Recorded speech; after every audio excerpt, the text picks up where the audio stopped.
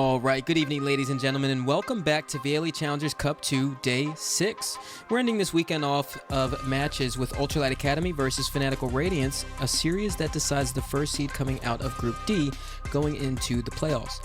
As always, I am your host, REBL, and for this match, I'm joined once again with Storch. Now, man, we've been waiting for this one. Give me your insights. How you feeling? Yeah, so FNR, I mean, we saw how amazing Quincy was on that duelist role. Everything, it didn't look exactly organized, like not down to a T, but they had all the right ideas. And so today for FNR, I'm looking to see them evolve those ideas into actual strategies and play together more as a team. Yeah. And I mean, speaking even more on Quincy, I mean, we saw him play that Neon on Abyss as well, which was definitely came to a bit of a surprise. And 377 ACS, 31 and 16. I mean, 9 first bloods. He was such an impactful fragger in the server, and so I'm really excited to see him be a different maker. Now, the thing is, last time we saw this team, Storch, it was a bit of a close affair against Equinox. The first match was 13-9, second map was 13-11, and since we don't know much about Equinox other than what we saw in their matchup against FANATICAL Radiance, the scoreline doesn't really tell us much. However, seeing that they played Haven and Abyss in that matchup, I'm looking to see them maybe lean on one of those maps in this series to get a potential advantage over ULTRALIGHT. Yeah, I mean, just anything to get Quincy active is definitely going to help them.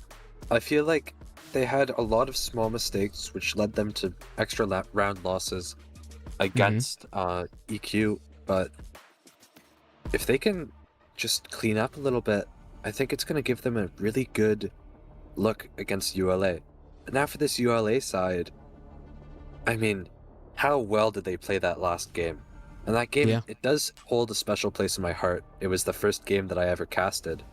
But it was just great to watch. Absolute masterclass, and a 1v4 clutch from Eco to win that series was so good. Yeah, really good indeed. And looking on the flip side, for the side of ULTRALIGHT, last time we saw them, it was somewhat one-sided against AE and Alter Ego, that is, and that was, you know, the most clouded match we've actually had so far in this tournament. So I feel like it's all eyes on ULTRALIGHT Academy in this series. And speaking about all eyes on ULTRALIGHT, Corey, the duelist on the flip side in the ULTRALIGHT Academy squad, who struggled a bit in their first series, and the stat line looked super duper lower than the performance we got out of Quincy. So I'm definitely looking for his improvement in this series as well, and the system that they're playing around him. Yeah, that's going to be a big thing, but I'm also interested to see in how much UL is going to rely on Shadow. Shadow, we talked about it last time. He's coming in as this sort of VLE veteran. You know, played a lot with Izumi and CJ from RPG, who just won their series. You know, he really brought a lot with his lurks, and just seeing how those are going to be sort of protocoled against by FNR, I think that's a big part of the gameplay today. Yeah, and as we take things over right to the map veto, we do have that Haven coming out first. So I'm really excited to see, you know, Quincy on that Neon again, and on the side of uLA, presumably Corey on that Jet. We've got Ascent for second match, and we've got a Bind Decider. I think that's the second time in a row today we've gotten that as well. So pretty cool map pool here. Yeah, and just quickly back on uLA, the last time we'd seen Penguin, he'd moved on to the Sova role. He had only had 5 days to do so, and now 2 weeks later, I'm really excited to see the evolution in his gameplay. Yeah, it's going to be good stuff here. Speaking of evolution, Storch, another person I'd love to highlight, Penguin.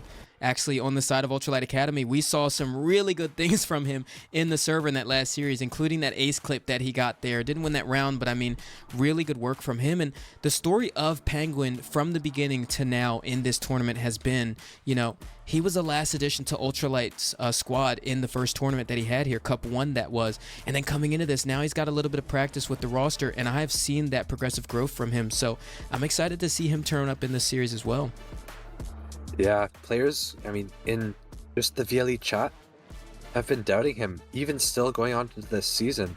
But he did have a really good performance for uLA in their game against AE.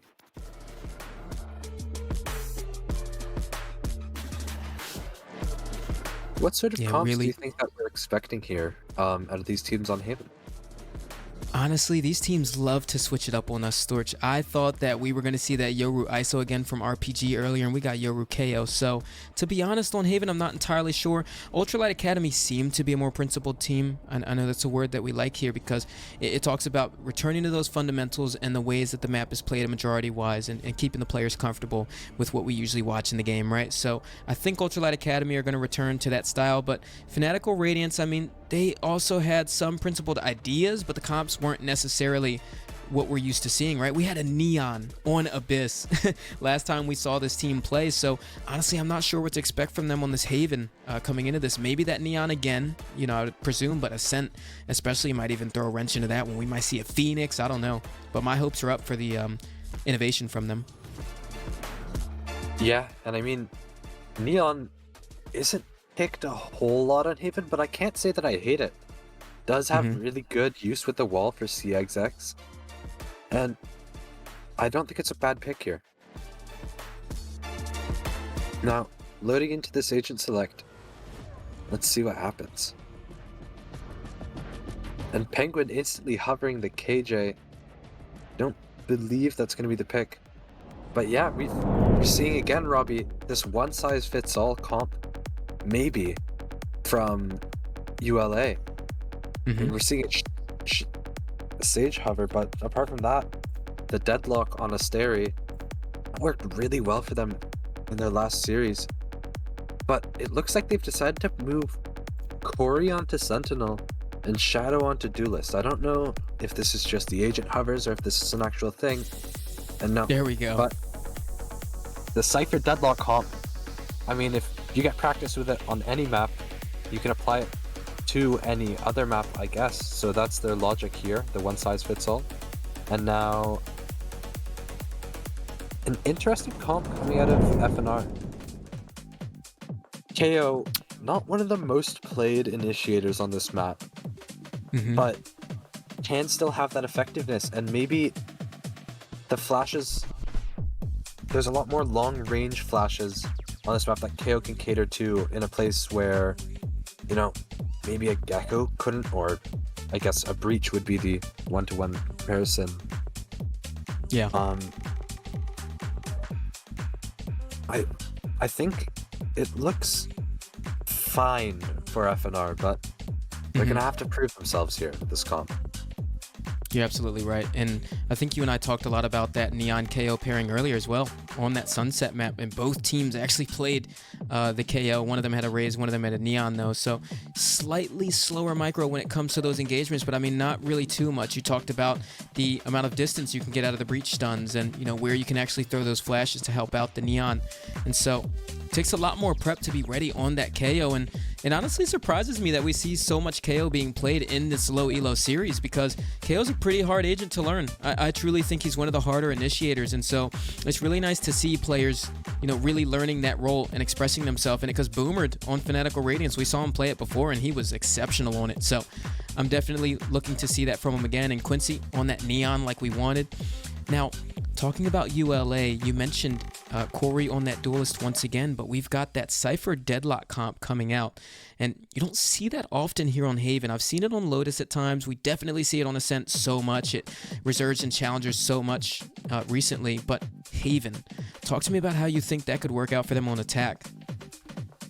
Yeah, so I think they have an idea of how they want this to work from previous maps. It's going to look a lot like the stun sensors going for, you know, on A execs, maybe coming out of CT, dropping from tower, just out on site. I think it can be very good to their attack if they're able to sort of fake towards one side of the map and get control of another site. It's honestly probably stronger than a double initiator for post plan. I would agree with that, actually. Yeah, and then I think onto the defense, it's really good at spreading this map control so that you can like 3 players towards mid and just break them down through there, because if they can't hit A or C, forces them towards mid. If that goes into Corey and Penguin, that could cause trouble for FNR. You're absolutely right. I think that stun is so good too, especially for retakes towards A. You just place one of those sonic sensors right across the choke. It's like little things here and there this Deadlock can really do, but we've seen Deadlock time and time in this tournament so far, Storch, and we weren't quite impressed, I think, with the performances. So I'm really looking to see uLA have a fleshed out idea here. Yeah. And Shadow, we mentioned this earlier, but already getting this lurk started, looking to come back up to B as his team is about to get contact onto Quincy, and Quincy's able to find one in sewers. Down goes Asteri. Yeah, and that's Corey as well, the duelist on the side of uLA. Quincy with the first 2 bloods of this map underway. Shadow landing his first lurk kill of the game here. This is usually where you see the Cyphers start to find themselves around these times in the round, moving right on through. 0 point came through from Boomer, and he just wasn't ready for the push, but Quincy with 3 on the round already, and a pistol round really going in favor of Fanatical Radiance. Quincy on low HP, going to be the tip of the spear here, getting baited out by the team, and there it is. 4 on the round for Quincy. Bandit landing a shot onto Penguin, and that is a pistol for Fanatical Radiance. Yeah, and this could cause some trouble here for uLA. 5 orbs already onto the overdrive. It's safe to assume that he's going to have it going into their bonus 3rd round. Could drop that rifle and use that ult to get the sight. And that's a really big issue. Now, Quincy opting for this outlaw towards the A site. Might not find anything here, but later in the round this gun could be treacherous.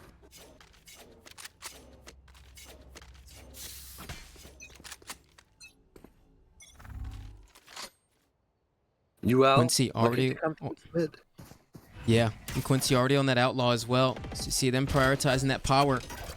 Coming into these eco rounds, Boomer, flash comes through, and the exec is underway right now, but it is a full push towards this backside. The Spectre's good for it. Boomer taking down the first 2 here. Spike's still gonna get planted for uLA.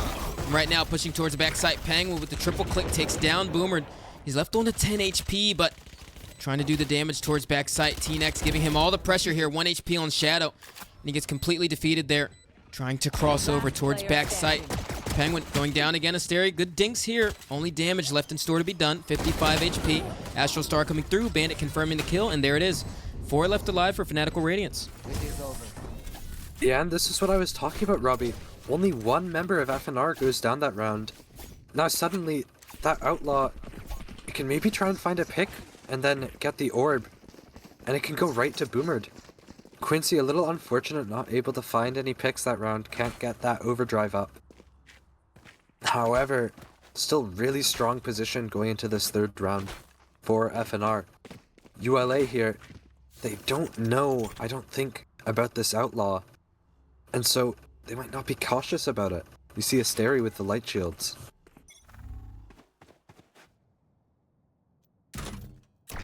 Tagged. My camera is destroyed. And this time, shifting the attention over towards C. Bandit. Cypher on the side of Fanatical Radiance. Looking to be the one to defend this site. One-way cage popped, but Astral Smoke does take the attention away, but he's still able to get one right through it.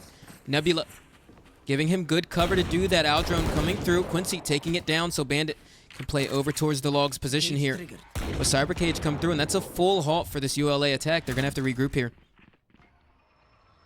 Yeah, and Shadow, they're going to regroup with him towards mid, and now any plans of a lurk here have sort of been defeated for now. They're prepared to hit this I love where they're beast. regrouping. Yeah, and the dart gets out jungle. Asteri with the pick now. That's Smokes and Astro Util down. God, look at these sonic sensors, Robbie. So dangerous coming from the seaside retake. And that's the beauty of Deadlock during that post plan as well, especially on attack. Really locking down those choke points, but Quincy with the outlaw looking to do some damage here. Aldrone comes through. It's definitely a retake, very doable for the side of FNR right now. Pressure comes through from mid. Bandit does take that down, and that was a recovered rifle. That's able to get that. Now we've got one in the hands of Quincy. It's a Vandal. Corey taking down T-Nex. DeSova on the side of FNR going down and out. And that is it. Diffuse might be able to come through here. And Shadow, last one taken down on this. Does he have time? I think he might. It's close, but not quite it. I mean, but that's good damage though, Storch. I mean, what a great bonus from Fanatical Radiance. Yeah, and Bandit gets to keep that rifle. He now has 2K in the bank with this rifle. And for UL, that's gonna hurt. Their eco is now looking like they're gonna force with Spectres, Judges, and Vandals. I mean, only 2 Vandals here to help out. Not much else. And Shadow, he's gonna have to find some lurk kill with a Judge.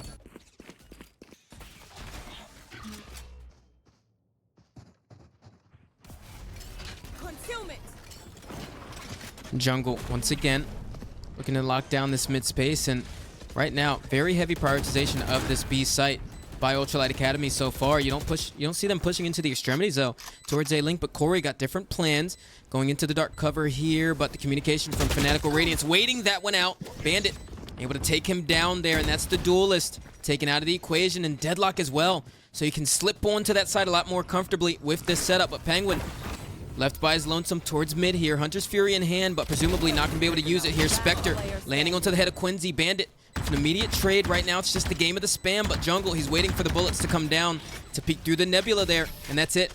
Full defuse for Fanatical Radiance. Oh, and 2 coming through from Shadow. Those are big picks this early into the game.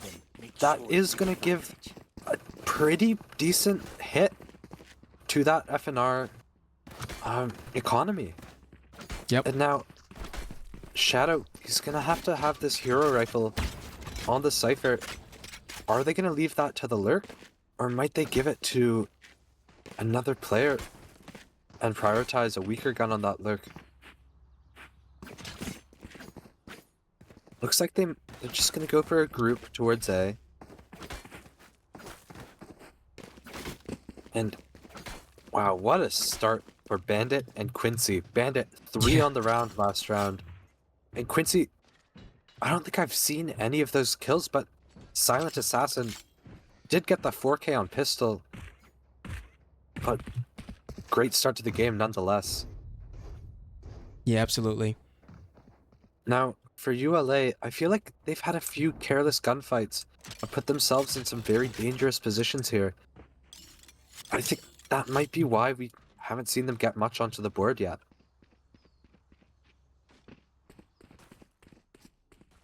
Yeah, I definitely think those dry gunfights, I mean, it's really difficult to win those out when you're going up against a team like Fanatical Radiance, who are so layered and disciplined in that micro. I mean, you have Quincy, who's always shooting really nicely, Bandit, who's good at the lurks, and Boomered, who's such a good supportive entity behind Quincy, facilitating him always through his utility, but also through his shooting as well. I mean, his trades always come through. He's always good for that, and that's the type of initiators you need behind duelist players. And that's not necessarily something we saw was a big comfort zone for ULA rather, in their first matchup. I mean, Penguin and Corey going to have to find that synergy in this game here, because going up against a duo like Boomered and Quincy, I mean, they're just going to out-micro you every step of the way if you don't have them figured out. Yeah, and as we're waiting for Asteri to get back into the lobby, you know, this does give his team some time to try and group their thoughts, formulate some kind of plan. I believe Eco is their IGL. He's got to be creating these strats right now. Mm-hmm.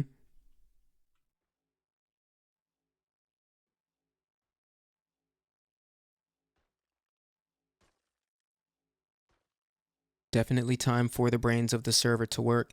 It looks like we do have Asteri reconnected into the server here. So once we get the confirmation we're ready to go here, we're going to get this underway. Now, Eco, with this time that he had to sit back, relax, think about, you know, how do we stop this bleeding, right? I mean, that momentum is not in your favor right now. How do we stop the bleeding? We don't want the scoreline to look a little deeper. Let me spend, and me, if I'm the IGL here, right, for the side of ULA, I'm thinking, how can I spend this round? Let's play it a little slow. It's an eco round. Let's take it slow. Let me think about the next round while we're approaching these bomb sites. Let's decipher this setup, and let's move into the next round with a perfect game plan. I mean, they're 3 off of Corey's ult. They're 2 off of Asteri's. Assuming this round, the game plan on this eco is probably, let's go ahead and recover those 2 ultimate orbs for that deadlock ultimate. Now they have that annihilation for the next rifle round execution. And so it's these small things that have to start layering into Eco's plan coming 5 seconds out of this timeout. Yeah, and looks like we're going to see a C hit here. Kind of monotonous. Doesn't seem like needed much thought. Maybe that thought went into the next rifle round. Yep. And Penguin, again, Oh, is Shock just not going to find the trip. And Corey's going to fall to that. Eco is able to find a pick onto Bandit, but Jungle, he's just going to trade him out. Now Quincy coming through, doesn't clear default, gets the pick. Spike down, C. And FNR, oh, Was their best. wow. Quincy My lasering goodness. him through that smoke. yeah. I mean, feel perfect good. tracking through the smoke right there. Quincy, aware of the crosshair positioning now. This is the round where I'm expecting to see the difference made. And it's funny enough because here it is. The coach from the side of uLA is actually going to utilize a tactical timeout here coming out of that tech pause to go ahead and talk to the team. Because the thing is, Storch, during tech pauses, you actually don't have access to your coach. Coaches remain muted and they're not able to give you any game plan. So it looks like they really want to get into this rifle round. You can tell how important this round is for them. Yeah, definitely we're wishing that they had some time with their coach earlier. However, I do feel like it's a bit of a premature timeout. I feel like going into a 5-1 or 6-1 position is when you'd much rather use it, especially because, I mean, I guess the coach has access to the comms and we don't, but presumably Eco would have done some planning for this round during the tech pause. Mm-hmm.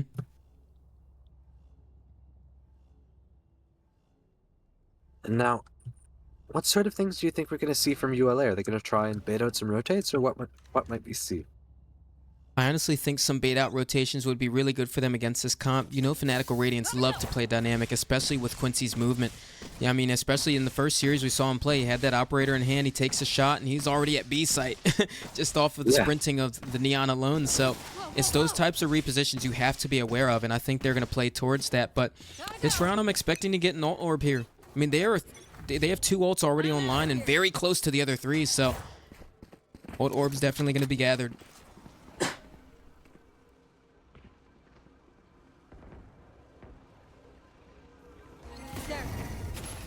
Yep, Aldrun clearing out this short space, but Quincy, once again, he's just everywhere and nowhere at the same time. You never know where he's going to run into you. Aldrun stopping just short of his presence, and he goes right into the nebula, slips in, and just able to take down the duelist on the side of uLA, and that's a big plan going into this. It's a big part of the plan, rather, going into this. You need that duelist to get those entries onto this site, and Quincy, once again, has different things in mind. Shadow able to get the trade down onto Boomer, the left side short, but Quincy still dancing around the site, and it's 3 on the round. And we talked about it, that dynamic duo. Quincy and Boomer have completely handled that round. Yeah, what a sight hold. And Quincy is able to spot out that GrafNet coming towards him and just backs off, takes that engagement then towards Asteri, able to find the pick, isolates it. And Eco, he was ready to trade, but Quincy, he never gave up more than he could handle. And uLA now back on some Let's blind them. Eco buy. Really look like struggling to find a way into this game. Now, we're looking at a fast B hit. And the deadlock ult is going to be cancelled by the KO knife. And now, that gives time for all of FNR to back off. They're not going to use... But the deadlock ult can't connect. Yeah, and off the back of that, I mean, one of the hardest retakes is going to be for uLA to defend against. Right now, T-Nex already starting things off, landing onto the head of Corey. Duelist taken down. Quincy does have a Phantom in hand. Definitely possible to come into this one. Penguin and Eco getting 2 of their own. Quincy landing onto Eco here, but the trade immediately comes out, and the backside control is taken from Boomer. Smoke dissipates right at the wrong time. Dart does scan him out. That reveals his position, and Asteria is able to readily take him down. Bandit completely disconnected from this retake and not able to get that defuse. And there it is, uLA getting away with that second round there. Oh, and Asteri's gonna die, and they lose the rifle. Yep.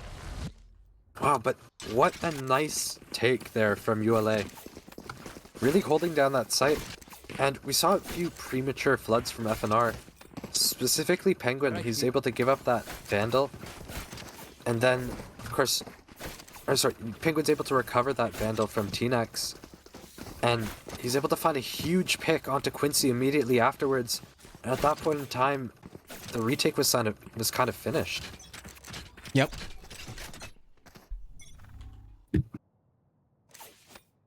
And look at that. Look at this setup that we have this round from FNR.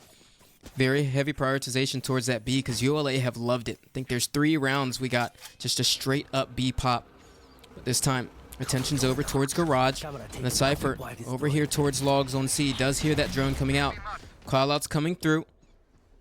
0 point from Boomer. Does take things to a full halt so far, but Corey looking to take this long control, and you see them trying to push and pull those rotations like we talked about. Yeah, now they have Eco inserted Garage and they're going to leave him there. Maybe try and re-hit through C later or B. But Quincy, alone on the A site, thought about getting some space, decided not to. Dart's going to come out C, and they're instantly grouping A. Not many rotations coming through, but we are going to see a Dart cover being used. Now, Shadow... Ooh, Quincy. Gotta go. Ooh.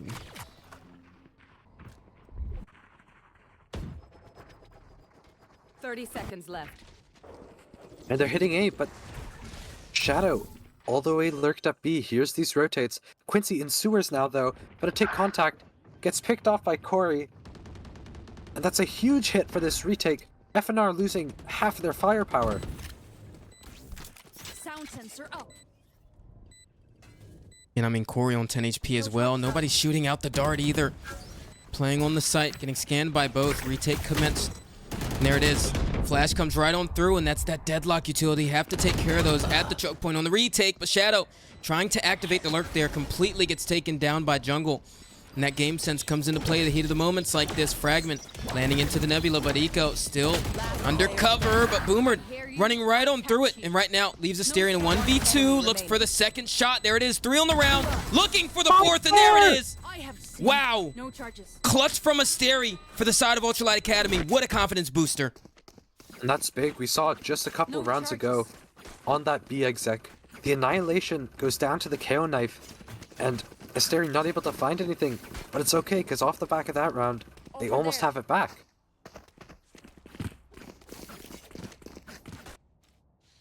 And this is a much different look at uLA than we've seen earlier in this game. I think that timeout actually did a really good job at spurring them on. Yeah. Get out of my way.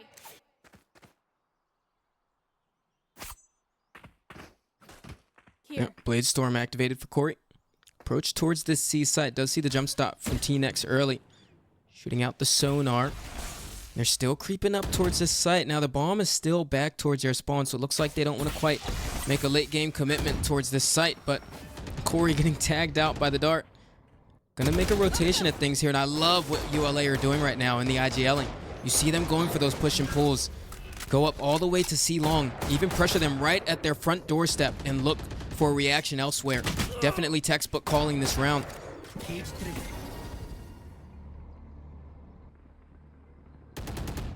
Yeah, and they're so fast onto the side. Do they know that the Cypher's there?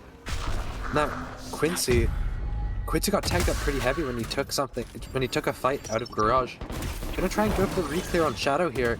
Shadow's just gonna be oblivious if they do decide to re-clear this, but he hears, and now Sova ult's gonna come out. From FNR, not gonna find anything. Counter ult from Penguin. Spike planted. Aids and Shadows lurk. Now, Boomer gonna have to try and re-clear this. Player standing. And it's all up to Asteri. Can't quite handle it. Bandit, 3 on the round. Great round from him. Everybody just fell into his setup A. Yeah. I mean, the thing is, there must be a small miscommunication there during the execute, because, I mean, we had the From the Shadows come out from Eco towards that Heaven into the Nebula, or the dark cover, rather, and he actually spotted out the Cypher there, so usually you're thinking, okay, the team's got to look for those trips on this site now. We know Cypher's playing Heaven, which is usually smoked off, so he's got to be playing for kill trips, right? No, they were not expecting that. Yeah, and I'm a little scared right now for uLA. I look at this FNR comp, and it just looks so attack-sided, alongside with Haven being an attack-sided map. ULA, they're really gonna have to do some magic on this double senti comp. Yeah. Speaking of magic, I mean, the hit is so fast over here towards C site. Recon Bolt can tag out back to site, but Quincy already here and he's ready on the case. And the buy from them is really awkward, so it'll be hard to come into this one, but I mean, once again, completely stopped at the doorstep. Fanatical Radiance slamming the door in the face of Ultralight Academy. And we see them still grouped up towards C. They might even just try and save this, but they can't. Down, C. Now, Shadow has to recover that rifle. I have retreated. Cage triggered. And Quincy pushing up from behind. Looks like it's just going to secure the round. And he does.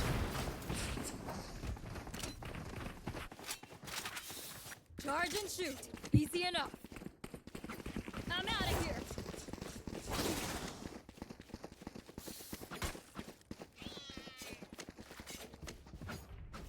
And Robbie, ULA, they looked like they were forming a bit of a comeback. But now it's slowed down a bit. You know, is there an answer to how FNR is playing this, or are they just simply getting out-microed? They're getting out microed hard. I mean, they gotta stop trying to go C, or at least make the hit look a lot different. Because their utility scaling just is not taking out those entrenched positions, completely letting those backside players in. Even the garage players once again going towards B. Have they learned? We'll find out here. How do they handle this differently than the other ones? And so far the narrative looks exactly the same. Everyone just going down at the doorstep there towards front B. Penguin looking for the pick, and Shadow even revealed on his own lurk running into the Cypher trips. I mean, ULA just getting dismantled on this attack right now. They had good responses in some of these rounds, but you can just see it start to fall apart in front of your eyes. And Shadow, Yeah. it's all up to him.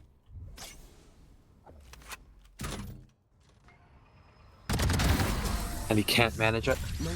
Robbie, Corey wanted to push into this A link. He heard the Cypher reloading. Last He round wanted in it. the half. But as soon as he goes to go A link, he gets stunned by the Nova Pulse of Jungle. And then immediately after that, Boomered throws his nade and he falls to the nade.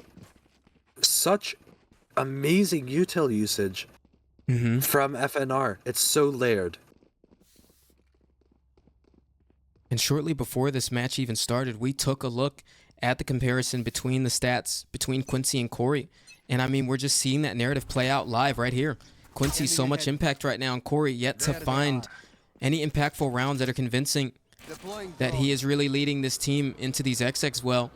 I will say, though, I mean, you said it yourself, the utility from the side of Fanatical Radiance on all these hits are just so good. ULA having a hard time finding the answer and formulating that plan to play around it has been so detrimental to Corey's inserts. Yeah, and UL taking a really slow approach to this round. Feels like they haven't really drawn out any utility from FNR, and they've used a good amount of theirs. They've used this dark cover. Only have one. Another one's on a 3-second cooldown. Could use this Annihilation to get Penguin. Or sorry, to get T-Nex, and T-Nex just gonna be swept up by it. Shadow on his lurk gets a fight, can't find anything. And the A site is all there for ULA. Yep. A-Site definitely has ULA's name on it this time, and I mean, this is a round they're going to have to recover here. This time, Shadow not opting to go for that B lurk usually, and you saw Bandit was just checking it real quick just to make sure, but Neural Theft comes right on through, confirms those defensive positionings, and right now, looks like the retake's coming underway, looking for those sonic sensors, but that 0 point alone was really good to take that out of the equation. Overdrive, invested by Quincy, down to 1 HP, takes one down for his troubles, and right now, the bodies drop within matters of a second. Shadow able to get one for his troubles, but Bandit immediately trading him, and that guy with 3 on the round. And that is round number 9 for Fanatical Radiance. Yeah. 9-3 half. Maybe a bit of hope here from UL. Seeing the scoreline, preying on the curse. Last time this happened, I believe it was actually the FNR versus EQ game. 9-3 half. Went back, the game, FNR still took it, but it was a 13-11. Yeah, it was insane. Yeah, and ULA, very decent defensive comp. Hopefully they can find something against this very offensive comp from FNR. opting to deadlock setup B. And still looking for that aggression. Corey's gonna peek through sewers. Doesn't have anything like a breach stun to peek with though. That could be really hurtful.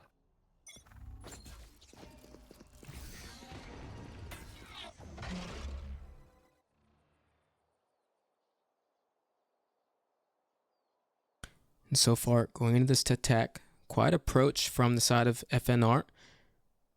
Bit of a mid approach too. Now you see that sonic sensor towards the front. You can hear it as well too now. Quincy trying to spot it out. First engagement taken towards Asteri. Nothing gained, nothing lost, but Eco, meanwhile, finds Bandit just lurking into garage, but took a little long to grab the kill. Quincy able to get the trade. Shadow playing towards back C side here, and right now you just see FNR completely toying with this defense already. Corey just completely baited out into the open on A, just from all of that pressure shown towards C. And that's where you see those overreactionary space taking come into play from ULA, and FNR are using that to their advantage this round. Yeah, and Quincy has a lurk up B. He's gonna catch the C rotate. Shadow, he's ready for this. Gonna take the fight, and Shadow is able to get a pick onto Quincy. Now, ULA 3v3, 30 seconds but left. it looks like FNR are gonna back off. Yep. And I love Shadow's positioning here. Goes towards mid. He realized he's taking that mid lurker out of the picture. So he's able to confidently push into this extremity, but Boomer catches him out. The game sense from both sides, really stellar here, but Asteri, he is here to shut this down. He could end the round right here, but T-Nex takes him down before he can do it. Penguin left with the Sheriff in hand, looking for the first, gets it. A bit labored, but lands it down jungle. Right off of the tap of the spike, able to get the headshot and finish off the pistol there. Yeah, and Robbie, we talk about util usage. Press tab for a second and look at the assist difference. Oof. Bandit, obviously on the Cypher, he's been playing alone. Hasn't really had an opportunity. He's finished his kills, to his credit. But Boomered, Jungle, and T-Nex, 12, 12, and 7 assists. I mean, just Boomered alone, he's got more assists than the entire UL team. Yeah, that's insane. And that just goes to show the difference in the systems here. Maybe a bit on the ULA side, looking for more improv in the server, and maybe on FNR, there's a really thought out system in place. And usually that can show up in stats like that. Ooh. Quincy going down to the classic of Penguin, but immediately traded out. And that's some damage done for now. Bandit, he does have a Bulldog towards mid, and when will they learn? He's able to take him down, but Shadow, this time on the rewrap. And so far, pretty good damage done by ULA going into this eco, but I mean, they still have a tall task ahead of them. Bulldog in the hands of Shadow. Full HP, but Asteri only has the classic here. Really good damage on the jungle. Does open things up for Shadow here, but I mean, he's stuck on this flank, and with that spike changing tempo soon, I don't think he's got this one. Yeah, but we see how low jungle is, and Ooh. Shadow can't quite find the pick onto Boomered. And Quincy, you know, kind of threw away a rifle there, or a gun. He's running up short, didn't quite clear his angles, and T-Nex immediately with the trade. But still, that's gonna hurt their eco a little bit. We'll see what they can do this round against the rifles of UL. Corey only on a Guardian though. Here. Yes, this should do.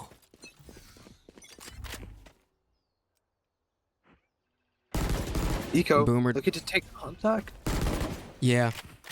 Boomer opting to drop that Bulldog towards Quincy. And that contact is really awkward there towards mid. I love how the teams in this tournament are approaching this mid space too. It doesn't always have to be so explosive with a bunch of util. A lot of them just walking right into it. Element of surprise, if you will. Meanwhile, once again, Corey taking this A space. And Boomered, he's gonna knife it out. And they know the jet Yep. is somewhere close. And he's not looking for that short either. Flash comes through.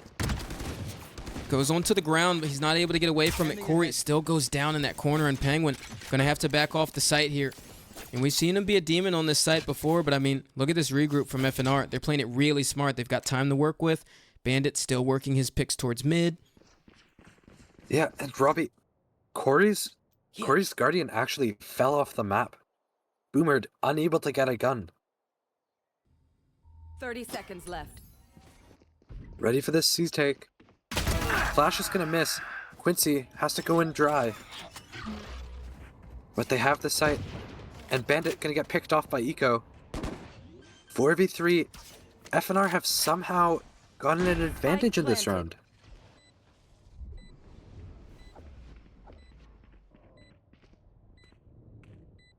We see UL now grouping for this retake. Asteri looking towards Garage. He's gonna try and re-clear it, but how far will he go? Will he find Quincy? And no, Quincy immediately picking him off. Gets that rifle recovered.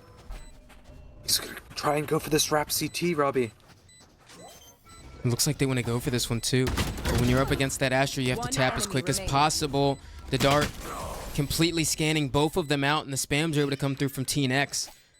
Man, that is devastating for Ultralight. Match point. Yeah, and now for the Eco. No, they don't really have much. They have an Outlaw and a Guardian, and then Spectres and a Judge. I don't really see a way to sort of secure this round. This is going to be really hard for UL. I hate to say it, Robbie, but this could be the end of the match here. Yeah, and I wasn't expecting this either. I was expecting a slightly closer affair. This definitely isn't the ULA we saw in their first matchup. Yeah, no, it really isn't. I mean, that Ascent, obviously it's going to cater to them. Their one-size-fits-all comp is meta on Ascent, right? Or secondary meta.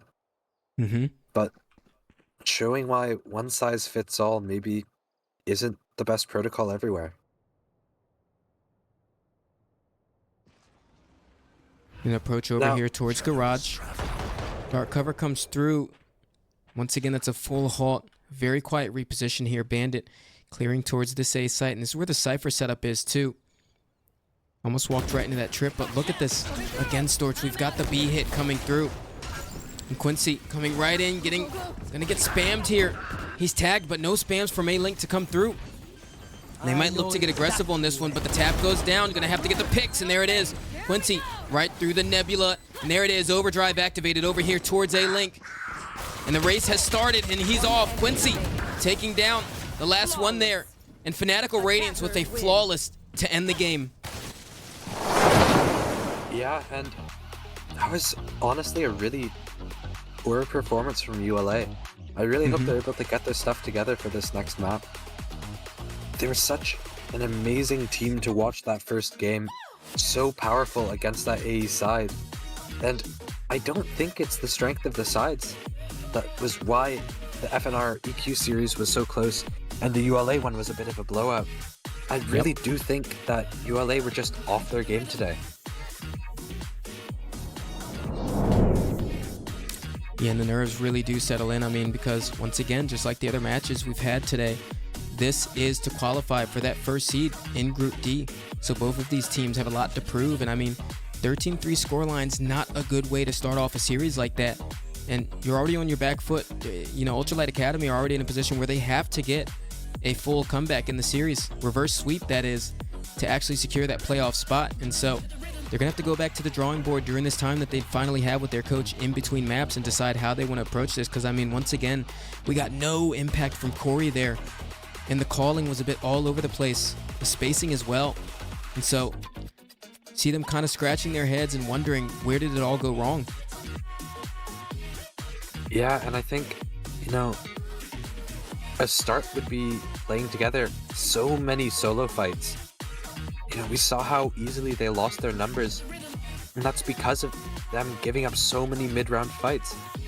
Clearly they were on off day with their aim, recognizing that they should maybe change their playstyle a little. Yeah, I think the playstyle definitely is a big one too. I mean, when you have that micro that's struggling and you kind of move a little too slow around someone like, again, Quincy and Boomer, who just moved so fast, better than ULA's greater good, you know, you have to adjust that tempo. You have to be able to be a dynamic team because the thing about the game of Valorant is there's so many variables in this game that you can't have just one game plan. And like you say, one size fits all. One size fits all not just being applicable here to the comp that they're playing across Haven and the other maps, you know, presumably Sunset as well, but also one size fits all mentality in terms of how to approach the map strategically, and it seems like that's what they're doing. One size fits all teams that we go up against, and that's just not an idea that you can enforce in the server. They clearly don't understand the tempo of Fanatical Radiance right now, and that's something they're going to have to go back to the drawing board and think about against future opponents, because, you know, that could be the downfall for you. Yeah, and back on the team play aspect of it, I mentioned assists earlier. I think FNR, they have like almost 4 times the amount of assists that UL does. And I know the scoreline was very, very one-sided, but still, more of those kill participations should come in assists for UL. Yep. 100%. And folks, we don't want to keep you waiting too long, so we'll see you on the other side. We got map 2 coming up next.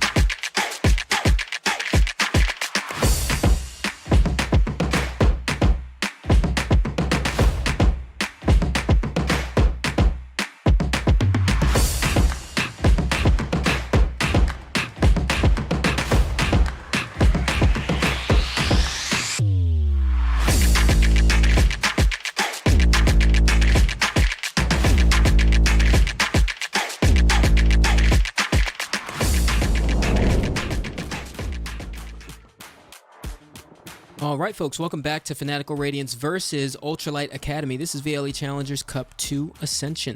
Now, Haven, very dominant affair from Fanatical Radiance, 13-3, and Quincy coming on top as the MVP as always in his matchups. Now we're taking things over to Ascent, and this is where I was talking about in that map veto before Storch. I have no idea what to expect from Fanatical Radiance on this one. I don't know. Do you have any guesses here? I mean, based off their comps that they played on previous maps, I think we're not going to see something that's ordinary here. I think, you know, they have liked that KO. I think we might see a Neon instead of a Jet here. And Bandit, you know, I'd like to say I think we're going to see him back on that KJ. KJ probably a little bit stronger than Cypher on Ascent. And Bandit, I think it's just his comfort pick. Now, for ULA, obviously this is the map that their comp is the best on, and if there's any two maps where I would choose their one-size-fits-all comp, it is the next two maps, being Ascent and Bind.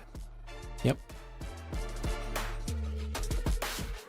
Yeah, I totally agree. I definitely think we're probably going to see that Deadlock Cypher on Ascent. Seeing that they love it a lot. I mean, they played it on Lotus as well, right? I think we watched them play it on Lotus at some point. Yeah, and I can't remember who it was, Robbie, but we did see a team go for the Deadlock KJ comp, and you know, for me, that was a bit of love at first sight. I think I prefer that actually to the Deadlock Cypher. Very, very, you know, slight tweak. But I think it makes a big difference, the use of that lockdown over the Neural Theft. And obviously, the Nanoswarms on Bomb just felt really good. Maybe FNR is going to take a note out of that book. Yeah, I think so too. And I mean, speaking of, as we hop into Agent Select here, talking about Quincy being that star Neon so far in this tournament, we haven't seen him on that Jet yet. It's usually Neon, even on the Jet maps, Haven and Abyss respectively. We saw that same pick coming out. So with him performing just like this in map 1, I want to see what he has here in store for us. I love that they play so much Astra too. I mean, 20 stars, what can go wrong? But beyond that, just Astra as a solo controller, you know, we used to see her a lot on this map, interchangeable with that Omen. And more in recent metas, we've seen the importance of that paranoia. Do you think that you're actually losing that much, especially if you're playing a Breach actually here? I don't think that this is the comp that they're playing though. Let's see. I don't think so either, because this is devious. KO Breach on Ascent. I mean, you've got that KJ, you've got that Jet, but Brimstone. Oh, the Breach is real. The Brimstone can't be though. Is it? Oh my goodness. Oh my god. Okay, so my intuition told me right. Don't know what to expect from Fanatical Radiance, and this is definitely unexpected. Wow.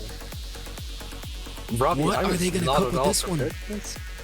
Yeah. They've got me on the edge of my seat. Quite literally. I can't remember ever seeing a Brimstone on this map. No. I mean, Brim, just not a stable controller on Ascent by any means. So it definitely surprises me to see it here, because I know they love that Astra, especially jungle. So I would expect, even if they're not going to play Omen, I would expect Astra at the very least here. But it's Brimstone of all controllers we've got here on the Ascent. But then this KO Breach duo now, what I don't mind about this is very explosive. You know, it gives Jet plenty of resources to fight off of, and you know, we know they love to play around Quincy. That is the game plan of FNR. So I think that they have a really good initiator duo coming into it. I think takes will be a little bit hard. We don't have those drones. I mean, this is a Sova map, you know, front to back, and so also with that reconnaissance you're missing on that agent alone, these are little things you're not going to be able to take. So I'm expecting some explosive gameplay here. I'm looking for some good flash fights with Quincy. I mean, they got 4 flashes with this comp. And, you know, they've got that aftershock, they've got fragments, so a lot of damage can be done here, but the Brimstone is the true anomaly for me. I don't know it yet. looks to me as if on attack, they're just going to rush the A site, get bomb down, play off site, have a million mollies. You're throwing us right back to that Astra Viper post-plant meta. And, you know, that's a strat that might not be bad. Mm-hmm. I can't remember the last time I saw either of the two Bs on this site, Brimstone or Breach. If ever, that is. Yeah, I think I've seen it once. Maybe PRX played a breach here. I definitely would not put it past them for sure. yeah. But I mean, with the Jet though, is definitely an intriguing one. From time to time, you might get that Yoru with the breach. You know, you might get something else, but you don't exactly see this comp here. So I'm excited to see what they cook with it. I'm also surprised too that you say that Killjoy on Ascent is definitely better, and I agree with that. I think Killjoy has shown why she's so good on this map. I mean, it's that long-range passive info you get, right, with that turret, and then also the alarm bot that's got that good mid-range coverage towards all extremities on this map. But I'm surprised they still don't opt for the Cypher here, though, because he's still just as good at locking down spaces and stalling as hard as he can, getting good information as well.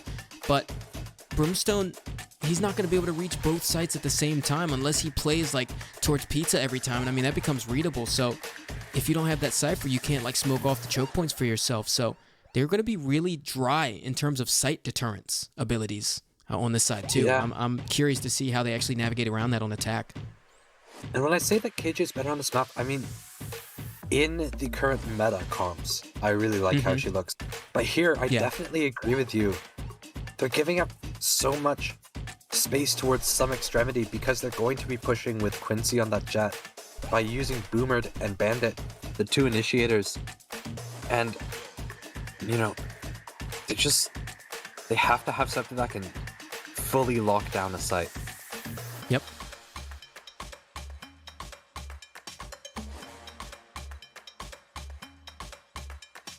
Absolutely, and folks, we're ready to get into the match underway pretty quickly here as Asteri has reconnected to the server. A little bit of yappage there while we wait for the tech issues, and I mean, we were not strangers to the tech issues today, but we definitely appreciate your patience at home. Yes, anything in this map, in this match, pales in comparison to what happened against RPG. That first map, 2 hours and 22 minutes. It's a new record. For us, at least. Yeah. Gotta be somewhere in the VCT records, too. I don't even think a 41 round overtime could reach those lengths. Yeah.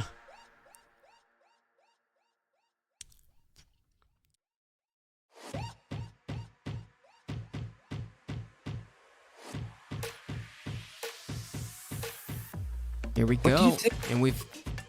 Oh, there it is. The stone could be, other than obviously the molly for post plant. I can't really think of many merits. In terms of post plant for FNR's comp?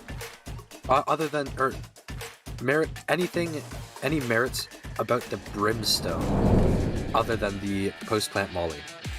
I mean, maybe the orbital strike to counter like a KJ, if that's what they thought ULA were going to be playing. But then again, you have Sova for that, so I don't know. Definitely the molly. He's got like one of the best mollies in the game, I think, Brimstone. Yeah. So, and the best smoke. So I definitely think on defense he'll be good at locking down space. Maybe potentially better than Omen in some cases too. When you put that smoke down towards main, I mean, it lasts for the longest out of all the smokes, and that molly's so big and lasts long. So I don't know. Maybe this is a defensive decision. Right there. Yeah, and Quincy's gonna sit in the smoke as uLA pushed up Cat. Quincy's good for one. There's one sitting fridge, Eco, ready to get this pick, but Quincy gonna go out and clear it. Finds another, and he's all the way up here. Asteri just trying to survive, low HP. Jungle gonna find a pick onto Shadow, and now 4v2. One enemy remaining. And Quincy, yet another humongous pistol round. Yeah, and he started both maps like that, Storch. Once again, not a good sign for Ultralight Academy. You really need that duelist presence in those pistol rounds. Get those fights going, get active here. And they're on this attack half. They've got that deadlock comp, so can't really get those fast flash fights with the KO. Gonna have to play the tempo a little slower, but not entirely sure if that's a system that Corey's really comfortable in, the more that I watch this team.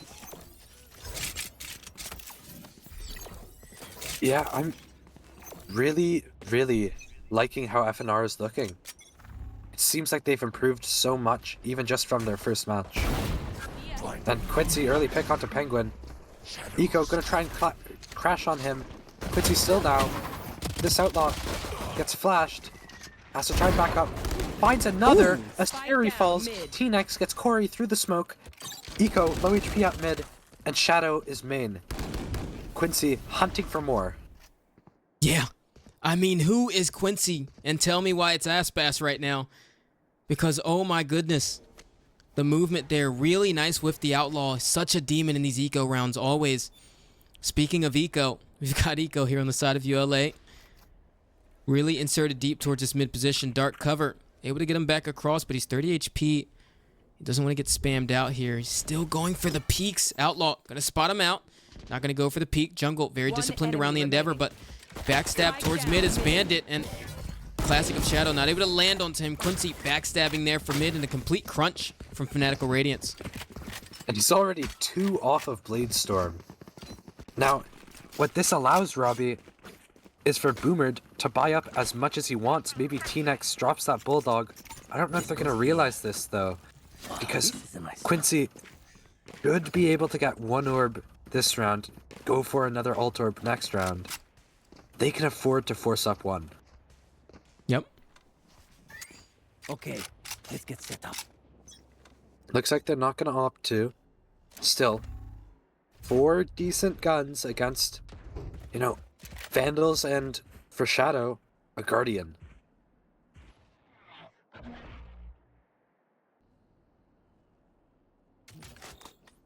And Jungle, once again, tasked with delaying this A choke point.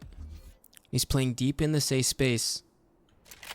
You see Bandit over towards Cat, handling the tree space, similarly to the fundamental KO in this area. Corey landing off that first blood, and it's actually on to Quincy. So this time, Duelist coming out big for the side of ULTRALIGHT Academy. Here's the grab net to come right on through. Jungle, here's the noise. Plays around the smokes. He's done this before, too. Comes right out of it, and that's the spike as well. Penguin going down. Spike carrier, Stim Beacon to help handle the choke point, and it's not enough. Shadow lands onto the Guardian. Boomer, heard coming through the cage, but it's so awkward from there. Spike is going to go down still, and T-Nex left by his lonesome. The Killjoy Sentinel player on the side of FNR, looking for the first shot, and that's the Sentinel diff towards Shadow. 2 left onto the site. Low HP for Eco. And we've got a Stary. He's got 1 Sonic Sensor left. Gonna put it down on the spike and play for the clutch. In this deadlock wall, so good at annoying the opponents. T-Nex is gonna make a drop, gets the rifle, and it looks like he might just be trying to save it. Now, could easily find this pick onto Eco. We see how low he is. And he's not even gonna get out either. Wait, they might both die to the spike here. Yeah, they do. And ouch. Wow, what an amazing round for FNR there. They're able to find 5, Robbie. And wow. Quincy, you know, now they're in a position where UL, they have a really crappy buy. And Quincy could try and go for one of these orbs here, save for the op next round. No, just gonna go for the rifle. And Jungle opting for a judge here. 5 stacking B from UL, but look at how ready FNR are. The breach stun coming right on through. Corey this time facilitating right into the site, but it's just a complete wash right at their doorstep, taking down ULA on this execute. I mean, man, so textbook from them thus far. But Asteri looking for the first pick on to Quincy, does get it. Grab net trying to come through. Barrier mesh that is, but Fragment forces him out of position, almost getting down the spam through the cyber cage. But T-Nex on the site. Astori towards low HP, and they can't do anything. Nowhere to hide, nowhere to run. Does he see his barrel? But I don't think he does. Finally sees it. There it is, taking him down. Shadow gets one for his trouble, but Jungle to finish things off with the judge. And now, Jungle had that full shield from last round. Look at how much money he has. He can get an op onto Quincy. And no, he buys a rifle instead. And 2 rifle buys coming out. I really feel like they're missing some opportunities here with Quincy on the op. But we did see in the last series how Quincy did struggle a little bit at points with that op. And so maybe that's what they're picking up on here, and they didn't want to use it.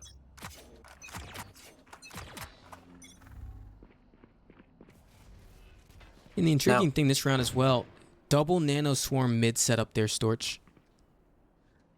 Yeah, I think they've picked up that, you know, UL, they really like that market area. And so, bit of a change up. I like it, to be honest.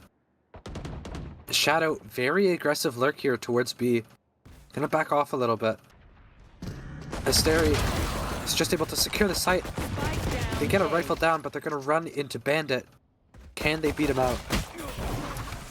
And Corey, big pick. Boomer able to find one. Corey now, 2 on the round. Pushing into heaven. Can he find T-Nex? Drops the rifle. He's gonna go for this other one. He's able to find it. Now, 2v3 retake. And all of a sudden, UL has flipped the round. Here. Powers out. T-Nex still recovering the first one there, though. FNR looking to slip their way back into this one, but those 2 picks do it. Quincy even taking out Shadow there. That's the lurker. Left down to 69 HP on Penguin. Phantom in hand. Quincy going for the peek. He's very aware, yeah. Get that spike planted backside is probably hell. And I mean, you're right. ULA looked so good coming into that one, but that recovery from FNR is so textbook. Yeah, and I mean, we saw Quincy re-clearing that garden area. He was very, very aware that Shadow was there. Great round from them. And timeout again, round 5 for UL. Robbie, what do you think is going wrong for UL? I mean, I think the tempo is just completely wrong here. They're going to have to find Corey a space to express himself in this setup right now in the system overall. I mean, that's one of the biggest things we're losing out on is that small micro. He goes for those duels, and I mean, he won them out against Quincy that round. I mean, he's got his first bloods in some of these rounds, but it just looks so difficult. And right now, it just seems like they don't have an idea of how to compensate for that without that KO. Because I really do feel like if ULA had that KO right now, it'd be so much easier for Corey to get active and get in there. He seems to not be comfortable with the no flash comp, and so they need to work around their micro a little better here. Because, I mean, the macro plans are fine. They're going in there, getting that spike planted time and time again, but they're just getting retook. Yeah, and I think, you know, FNR have looked a little bit shaky at times too. I think they're a bit lucky to be up 4-1 here, and I think that this timeout is very nice for them as well. Gives Clap My Cheeks a bit of a chance to, you know, get them right. That goes there. Now, we're looking at a bit of a DRX play coming through here. Quincy wants to blitz the tiles. Unable to find one though, Corey. Another big pick. Corey coming alive in this series now. 2 on the round. How many more can he get? How many more can he get indeed? I mean, what a really nice entry from him, and we just talked about that during that timeout as well. Is getting him into those entries, and this time it worked out really nicely for him. The fights were taken, but I mean, FNR kind of gave those fights to them though. Full team was together, so it's still not super duper convincing, and also getting traded out there. Yeoman. T-Nex looking for a pick. I mean, this is definitely salvageable. Hunter's Fury in the hands of Penguin. One enemy remaining. Takes him down though. T-Nex still in a clutch scenario. Get one down, does. Take Shadow, he's on for the ace. Recon, gonna spot him out. Yeah, lockdown ready here. Penguin. He might have to go for the Hunter's Fury here. Wait a minute, he's gonna run for it. And all T-Nex has to do is just stall this right here. Goes for the shot! What in the world? How has Penguin hit that shot there? Oh my goodness. Lockdown is underway and forces him off the site, and he still hits that shot. Nicely done. Yeah, and that round was looking so winnable for T-Nex there. Almost had it. That would have been such a beautiful sight. Now, look at these ults on the board. We have Annihilation, we have Hunter's Fury, and then on the side of FNR we have Blade Storm, we have Orbital Strike, we have Null Command, we have Rolling Thunder, all coming on board very soon. Next few rounds are going to be very, very active and very enjoyable to watch. My territory, my rules. And as I say Active that, here comes indeed, the and- Annihilation. Yeah, Asteri looking for the Annihilation. Almost landed over there towards Tree, but caught out. Pick happening towards mid. Quincy able to get that opening blood. And while the spike goes down for Penguin here, you see they're not quite opting to get off this site. He's actually droning forward instead of playing off for that Hunter's Fury. Presumably trying to make some space here for Corey. Looking to get those resources under tap, but Quincy on that flank is going to be a bit of a nuisance. Hunter's Fury does end up coming through on the site, but not able to find anything with it. Corey taking the first one down. Boomer trying to work around the Cyber Cage, but so far the Cypher has done a great job at stalling him out. But with that suppression, comes through the space, but Shadow still getting the pick. And it's so awkward. All the bodies dropping for the side of FNR. And T-Nex scratching his head, wondering where it all went wrong, going down to the Vandal of Corey. And there's a nice response from ULA. Yeah, and Robbie, through the whole series, we've been talking about how Corey needs to find a way to get online, and he's doing it right now. Yep. And Quincy, a bit of a whiff there with his knives. Gonna leave him with really nothing to show for that round. That round felt very winnable from FNR, and they weren't able to capitalize on it.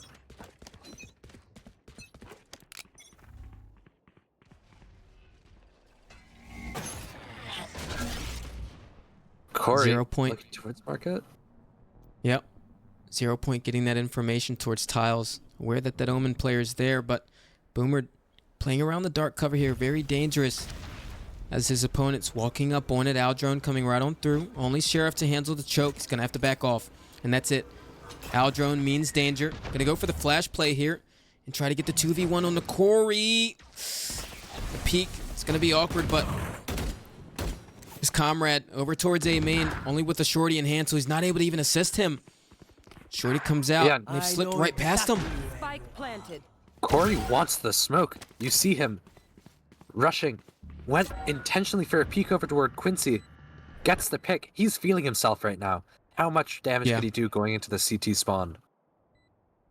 And Shadow, where T-Nex is at here, he has stalled that so well. That's the mind games coming out from both Sentinels. And I mean, this round was already unlikely from FNR when it started. But the damage, really hard to look for here too. High HP left on the players alive. Only one gun dropped. Shorty can't even land on the Corey. That's 4 on the round for him. And you're right, he's definitely turning up in this game. Yeah, since that timeout, Robbie, that's actually 8 kills in 3 rounds. Huge from Corey. Really showing up here. This is what we've been waiting for.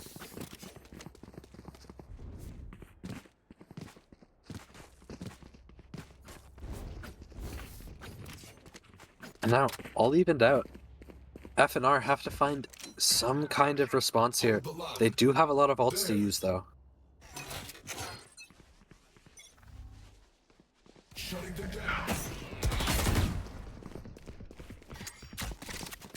Fast take over towards B here. KJ opted to set up A this round. Corey's gonna have an easier entry than usual here. Dash about to run out. Doesn't use it. And they're gonna leave B main. Yeah, and meanwhile, that spike's over here towards A. Yeah, Sova Quincy now. and Deadlock. Quincy's posted up Pizza with an op. Can't quite find Eco. Can he find Corey? Corey going for an updraft. Quincy flicks to him. What a shot. He and Shadow, he's looking to get that refrag too. You see him running through. He's going to be the late backstabber into this round as well. But the exec's coming over towards A here. Recon bolt coming through, but fault line enough to stop the hit from coming through. Gravnet to look for that entrenched position back site. Doesn't find any. And the operator's already here. Quincy looking for more blood. And you see how much they're prioritizing Shadow as well. Keeping 2 there of his own, but going down to the aftershock of Bandit is Penguin. Right now, you see this cat presence coming through from Eco. Asteri looking for one of his own on the side. He does get it, but Shadow, he's way too late to the party. T-Nex with the spam, ending things for FNR. Yeah, and Robbie, we talk about how great Shadow's lurks can be. I think sometimes he goes a little bit too deep on the lurk. He needs to be able to realize when, you know, his team needs that help.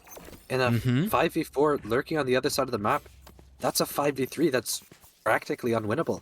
I think he has to try and regroup with his team there. Placing sentry. Placing alarm And bot. we're looking for another fast B hit. Bomb grenade. T-Nex now set up on the site. He's ready.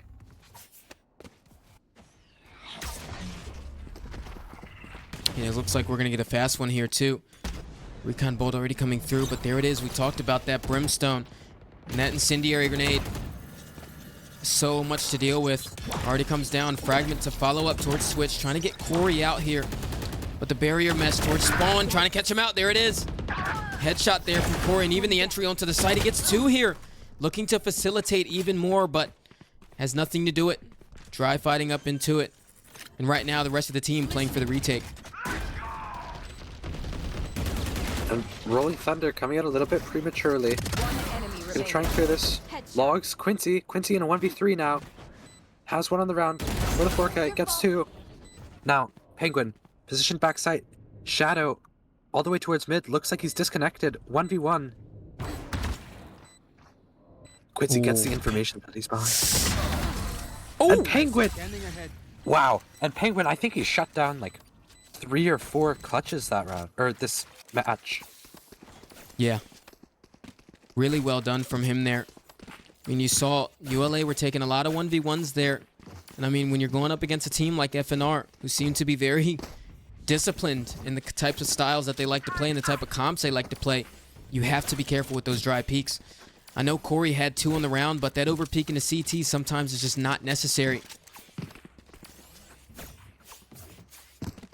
Yeah, and as we wait for Shadow to load back in, you know, UL, they are looking really strong getting onto these sites, but still they're allowing way too much space for a retake. I think Breach and KO is such an oppressive comp that you have to, you know, you have to go deeper to try and beat out those retakes. You have to try and get that tree control, maybe some heaven control, just anything. You can even give up whole parts of the site. You just have to get up in there. You can't allow these aftershocks, these stuns, these flashes, these KO knives, they're all coming through at the same time, and it's just impossible to stop this retake. Yep. So much utility to halt it. And yeah, I mean, that's a lot of damage in that comp too. I know we talked about the Brim and the Breach, but we've also got KO, Killjoy, so many Molotovs on that comp as well. It's just really nice. And I think that'll be good for the post plan. I mean, on attack. I mean, I know we have 2 rounds left in this first half, but I'm really excited to see how that comp performs on attack and what kind of hits towards mid they might even be able to get with that. Yeah, on Ascent, hitting through mid is pretty challenging if you don't do it correctly. But with this comp, you're right. It absolutely does simplify things. Now, Quincy looking to get active off of a flashpoint from Boomered. He's gonna get to main, spots out. This trip, he jumps over it, but he's not aware of Hut. And Shadow able to get a huge pick onto Quincy here. Yeah. I mean, you're familiar with that position all too well. That back hut completely coming in play for Shadow here. Just not aware the side of the defenders, but Here. if this regroup towards mid, but wait a minute. Now they're aware that Jungle loved to play inside of his smokes. And this time he's playing ahead of it with his back turned. What is this tech? This is some new TikTok tech, Robbie. I've been seeing it all over the place recently. If you position yourself there, when you go into the smoke, it usually does not reveal you to the enemy. And Corey able to find one. He's aware of Jungle still in the smoke. He did updraft over it, but he's gonna look for the pick onto T-Nex. Can't find it. Jungle and T-Nex now in a 2v4. Bulldog and Vandal to retake. Are they Yeah. gonna go for this, or are they just gonna save? I mean, they have a lot of tools to do it too, but Jungle in his own world here. And as we hop back into the world of Valorant here, I mean, 2v4. They're from the shadows on the other side, but I mean, presumably not needing to expend that into this round. Looks like they just want to go for the exits here. Uh-oh. Dart's gonna miss them. Oh, Last player standing. Wow, an Yeah. instant death. you are going up against a deadlock. So that's gonna happen. Before the switch. Yeah, those sonar sensors just so good at picking out, any, I guess, obviously, any noise. It's gonna trigger them. You're gonna be stunned for quite a while. Very annoying. Even in this cosmetic stun era, stuns still are annoying to deal with.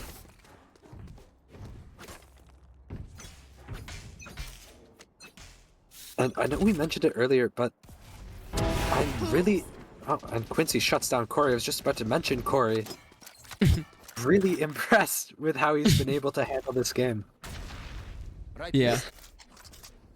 No, absolutely. I mean, he's been just on an upward trajectory on this one. And I mean, it's really good too, because I mean, the team is in the lead as well, so confidence has to feel good. Maybe not after that op shot, but nonetheless, still in this one. Now, Bandit, once again, tasked with holding this tree choke, but Jungle completely punished towards that mid-market position. We were talking about it. He's going to have to play towards air if he wants to be able to smoke remotely towards both sites, but as I speak, Boomer taking down that KO as they come over towards B site, and Quincy following things up with the operator. I mean, already the numbers dwindling for ULA. Asteri. All right, Annihilation comes through as well. Able to take him out, but the other two, they're towards A. This actually just turned into a 2v2 off that Annihilation right there. And there it is. Spy Cam spots them both over towards mid. Shadow in a really good position, but he turns around the corner, bringing out the gun. Still able to take one down right now in the Nora theft. Invested. Last round of the half. Bandit. One flashpoint in hand, 150 HP. But look at Shadow completely coming around him. It looks like Bandit was aware of it at first, but he's not now. And that is it. ULA grasping the lead coming out of that half. Switching sides. Yeah, and I think if I'm ULA, I am elated with my performance that half. 7-5 with the deadlock Cypher comp. That is big. One thing I didn't see them utilizing, maybe they don't know about, is this tech on deadlock where if you put the sonic sensor hell on attack, if you put it high enough, it can actually reach heaven and it's unbreakable. Mm-hmm. It's maybe some tech that they should look into using going forward. I'm not absolutely clear on its legality though, so that may be why they're not using it. No charges. Yeah, I don't even know if that's intended or No not. charges. I guess it's up to No Breach charges. Stun, right? Because Breach Stun would stun both. I don't know. Yeah. Uh-oh. All right, fast hit over towards B, completely taking it by storm, and it's a crunch too. They're also out Cat. I mean, what a way to just control the tempo coming into the second half. ULTRALIGHT Academy are fighting back hard. Flashpoint coming out to re-clear towards mid. Jungle, T-Nex, Bandit, all respectively on their own towards this top Cat position, but Storch, they are still closed in here. Yeah, boxed in they are. All in that AT spawn area. And look at how far back this alarm bot is. That's how defensive they've had to play because of how much map control UL have. And recovering this bomb in this position feels almost impossible. Shadow gonna find a pick onto T-Nex, waiting for Jungle's peek, and Penguin onto Bandit. Now, 1v4, Jungle gets spotted out, Shadow's gonna seal the deal, and the Sheriffs dealing so much damage for UL. Looking really good for them so far. And Corey, 3k creds, could go for this outlaw. Yes, this should do. This goes here. Oh, this is a nice spot. And opts of their Marshall instead, budget option, but still That goes pretty there. much an op on this round. And it will be, since nobody on FNR is buying their light shields.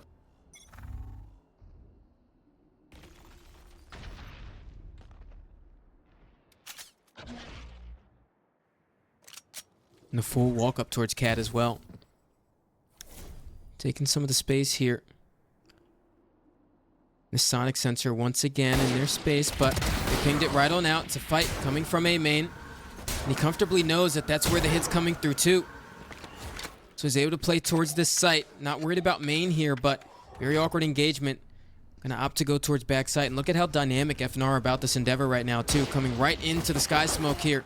Pushing right through it as well. Boomer takes out the first one, and there's the second from jungle. Penguin able to get one trade down, but they have secured a numbers advantage. And securing that Ares takes down Shadow and Bandit, landing onto the head of Corey. What a thrifty. Wow.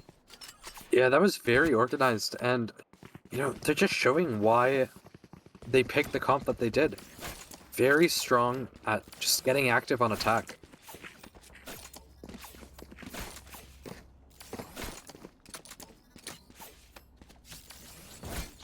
And that push through Cat, I mean, This should do. it really feels like UL lost that round because they whiffed a little. Dry spot.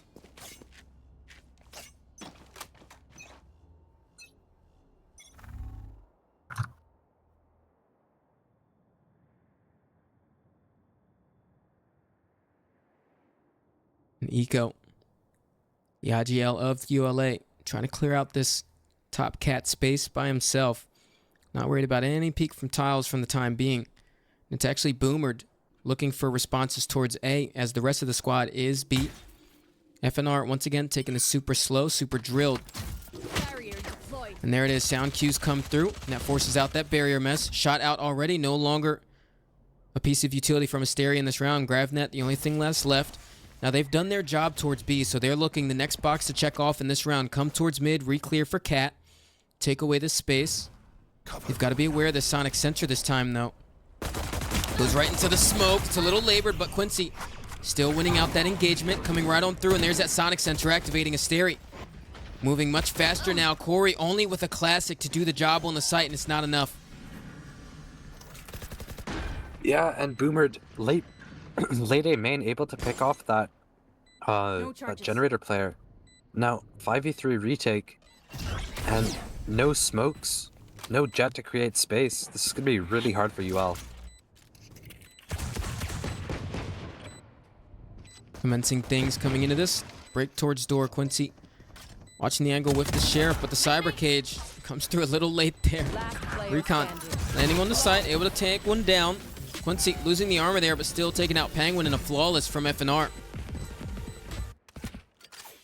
Yeah, that looks really strong. FNR so far in this attack half, you know, they've looked like they know their stuff.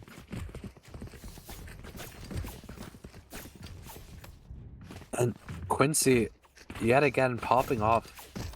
You know, we talked about Pillowfort being a superstar duelist earlier, but Quincy as well, right up there with him. Mm-hmm.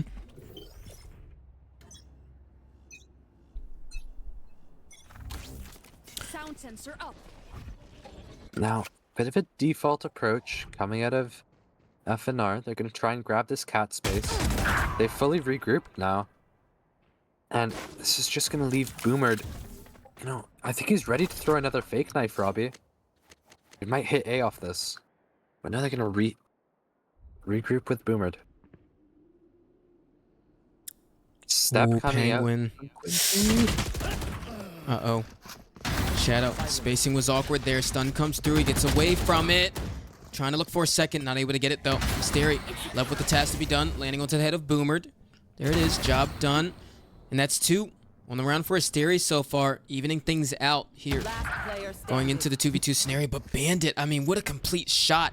Ferrari peeking. Corey left in the 1v2. Not going for the trigger discipline. Takes down the first jungle. The other one dancing around the cloudburst. Looking to back up. He's got the spike in hand. Able to run away with it.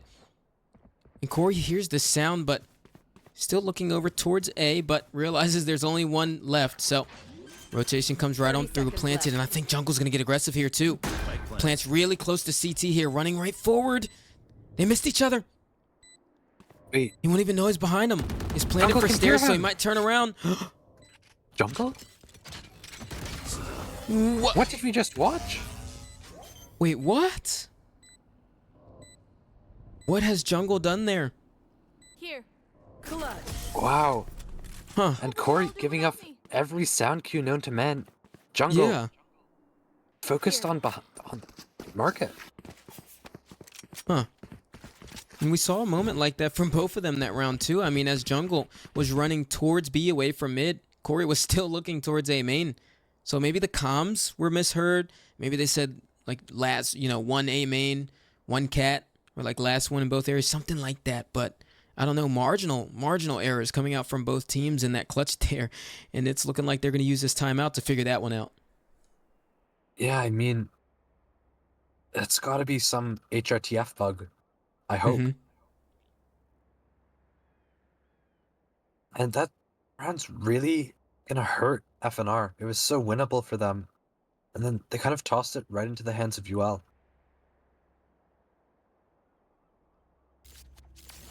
It looked like neither Corey nor Jungle realized that there was only one person left alive on either side.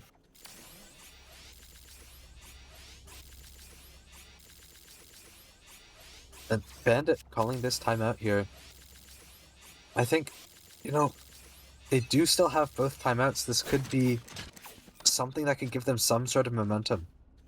They're getting close to that Rolling Thunder, to that Null Command, to that Orbital Strike. They're gonna have these ults on board in these coming rounds. We'll see how they utilize those though.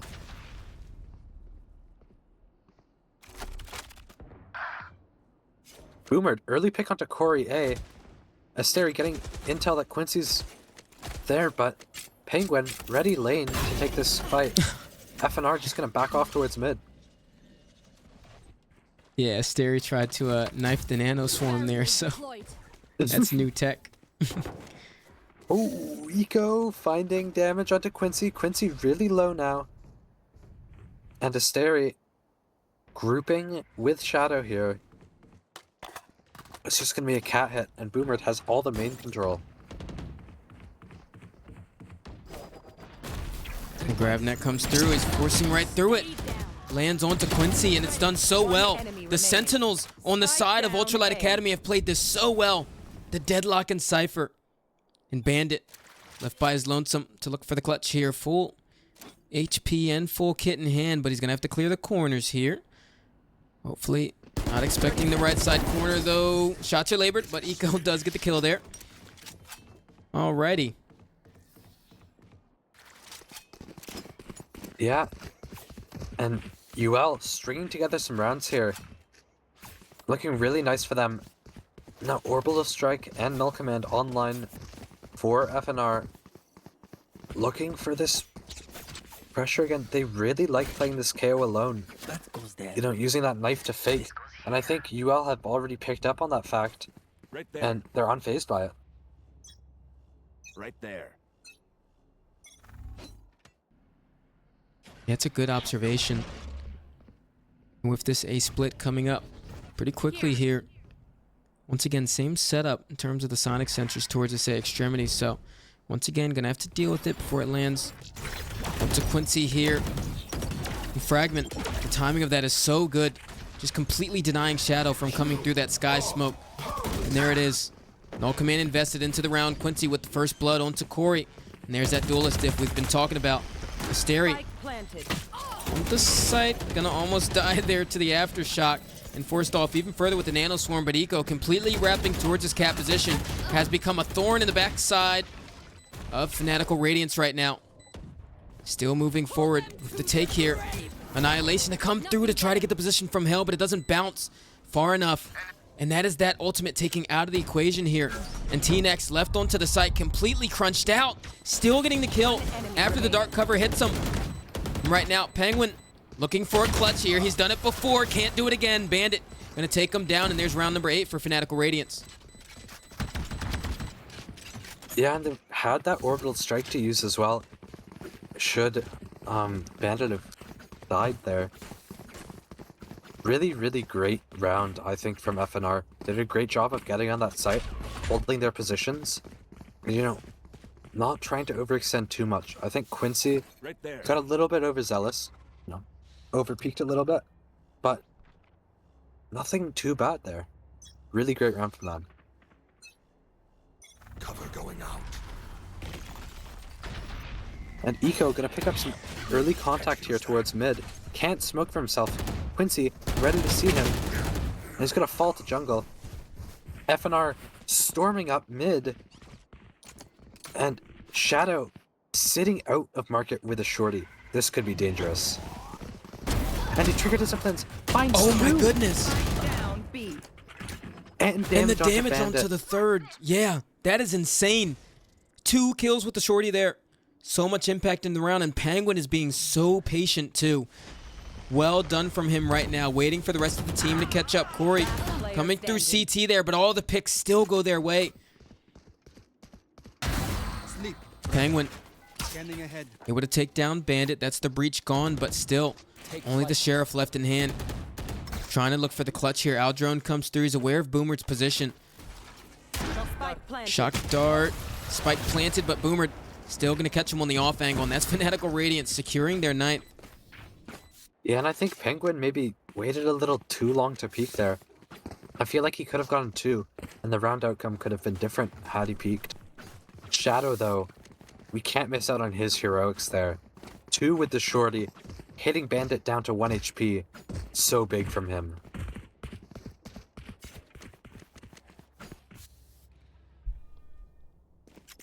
And another timeout now, coming out of FNR. 2 seconds in the round. And so, this is going to be a really, really awkward timeout. You don't really have the chance to reposition anywhere. Yeah. Very late timeout called indeed. Presumably the coach really want to squeeze something in there. I'm guessing off this he just didn't like the pre-round setup that he saw. Maybe he's just adjusting this. Yeah, and if anything, I think this timeout actually aids ULA.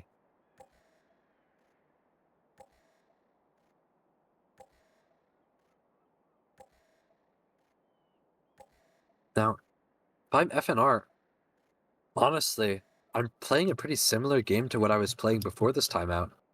I don't think there were many flaws in the macro. It was more in how they were peaking and when they were peaking, giving up a lot of ones. Corey here with an off towards mid. Doesn't look like he's going to find anything early, but Hunter's Fury coming through, chasing them into Corey's hands.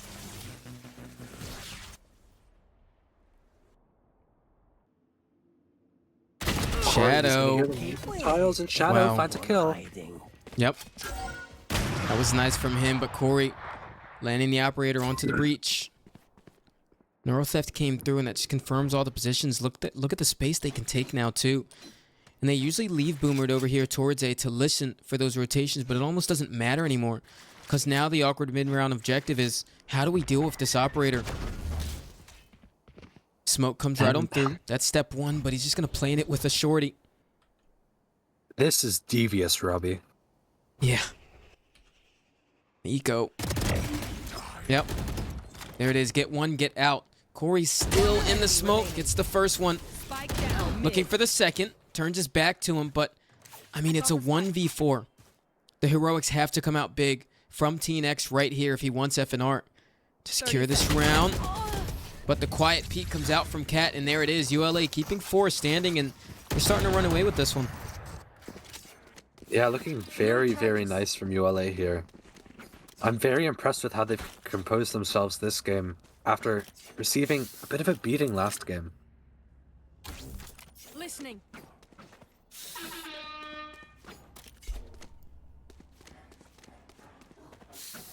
Now, FNR jungle, he's not going to be able to buy anything, hoping maybe to get Bulldog from Boomered. Can't quite. Just going to rock out with a Ghost. And heavy, heavy B setup. Gamble stacked from UL there.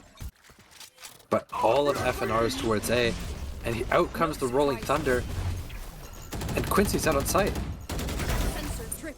Getting Ooh. picked off by his theory. And that was through the sky smoke, too. No reconnaissance supporting that spray there. And they're all here, ULA. Moving out of the sky smoke towards heaven. Fragment denying the choke. Or the retake, rather, coming in. But the Aldrone bringing things in. They get the information. The paranoia comes right on through, jumps down towards Jenny. But Boomer and T-Nex doing all of the work. Penguin getting a trade there.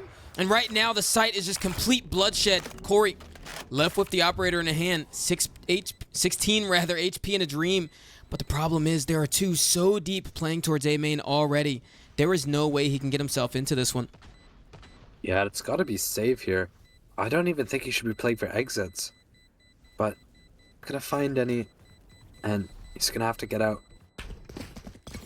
All of FNR retreating into their spawn so that there's no way that they can be picked off by this op.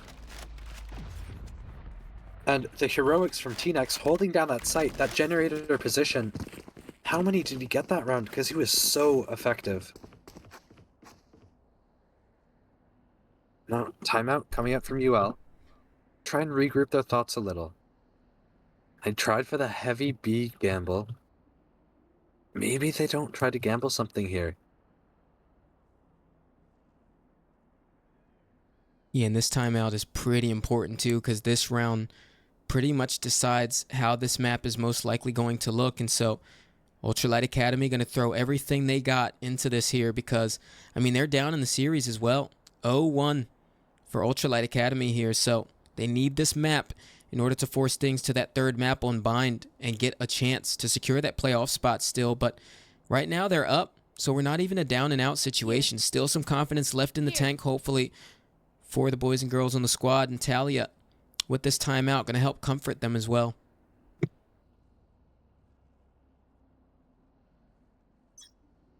Now, as we become live, FNR need to go towards A, maybe Cat again, and Cypher's set up A now. They're gonna run into this Cypher setup, might cause some problems. Double trips in the middle of sight, and Corey here with the op, ready to shoot. Eco playing in tree with that buggy. So devious from him. Early flash, gonna knock Corey off the positioning. He's gonna go for a repeat. Quincy's gonna see him, finds a pick, huge pick. That's op down. And op gonna be recovered by Eco, but Eco's playing in the smoke with the Bucky. Gonna find a huge pick onto Quincy. And now he's able to get out with the op. Yep. Switched a couple guns there a couple times, but yeah, recovers that operator. And it's a really nice trade from Eco in that smoke too. Both controllers on each side love playing into those smokes as well. Definitely a style that we've seen time and time again in this tournament. Now, it makes things awkward though. Going to have to regroup. There is no duelist for Fanatical Radiance, so that space taking going to feel a lot slower into this one. Don't have that verticality either. So, reapproach here towards A. A lot of pressure coming towards Eco. Watching the smoke with the op, but he's going to have to back out. They do have this lockdown to play off of if they can find their timing here on B. Maybe it comes down post-plant though. And Asteri so ready. Penguin gonna rotate over. 30 seconds left. Looking to stay towards Market. And Asteri now gonna hear the stampede coming towards him B. KJ ult's gonna come down. And there's no Hunter's Fury to stop this. Yeah, and I mean, it's in that deep spot too. Asteri can't get out of this. Oh, still gets the first pick though. Spike down. Able to live, play around the boxes here. Now can the team retake before it? And they don't even have time to plan either though. They took way too long to get out onto the site.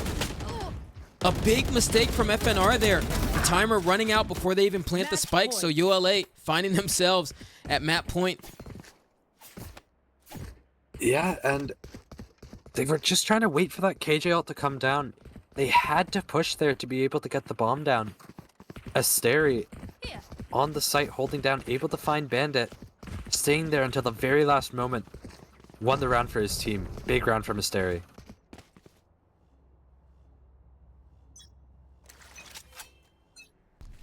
Five stack towards A here for FNR.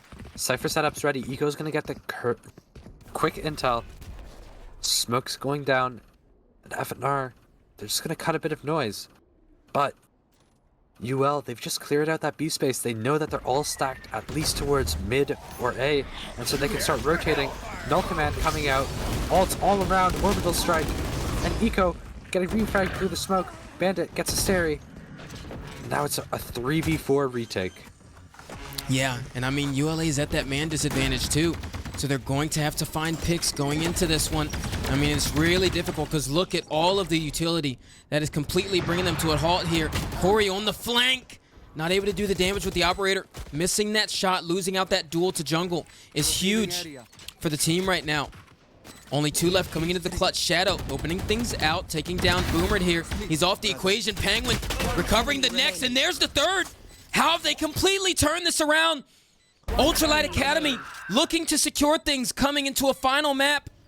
But the Molotov lineup from jungle stalls things enough. He's got the re-wrap, and what a That's why they clutch! put me in charge. Wow, The at incendiary that did moment- all the work there. Wow.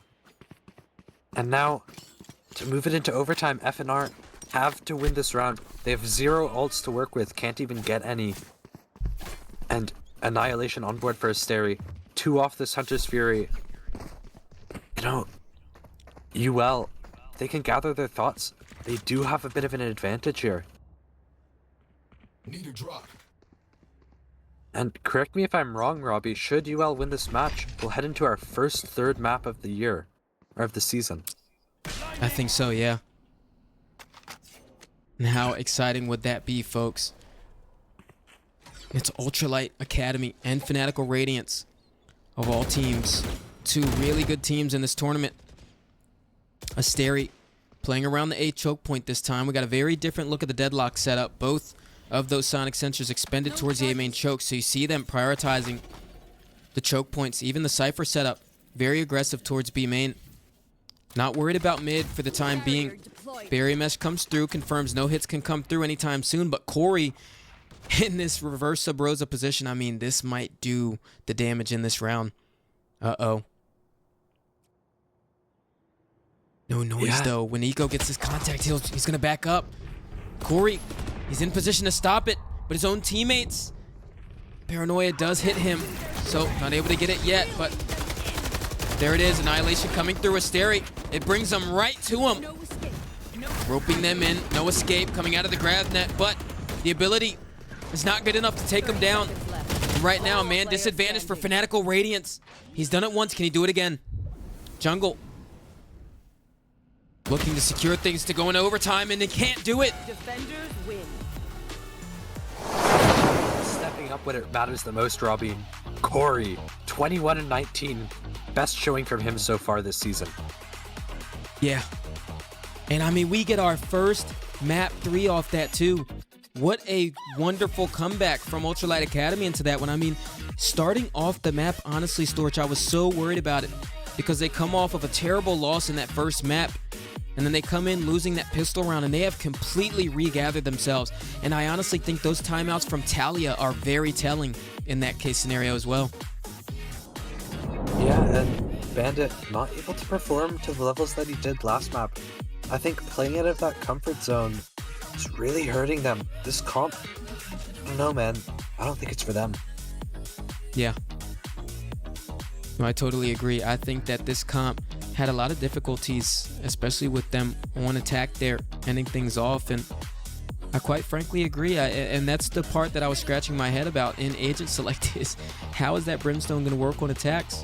How can you have him on opposite extremities giving smokes on the other side? He's always got to be with that main hit, and that means you have to expend other agents towards him as well.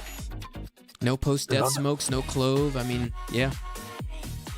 On that note as well, Robbie, not only can you not smoke cross map, but it's not one big, you're not doing multiple hits in a round.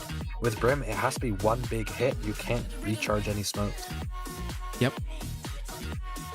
It really only gives you 1 smoke too, because he's only got 3, so you get 1 smoke to play around with in that mid-round. But I mean, if you don't go off of that smoke, it's kind of obvious, very telling, right? So it kind of makes sense. You throw that Brimstone smoke down, and they're like, okay, no committal there.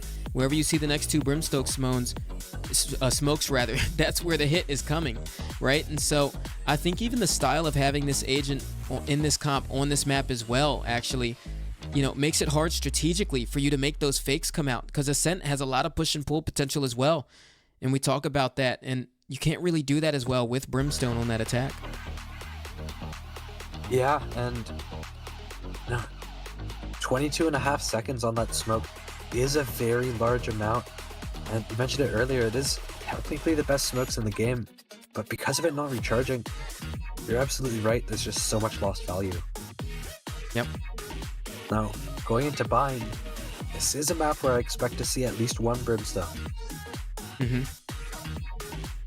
Yeah, I think so for sure, especially seeing it here on Ascent. And I mean, Brimstone is really good on Bind. I think that we're definitely going to see it happening from this team here.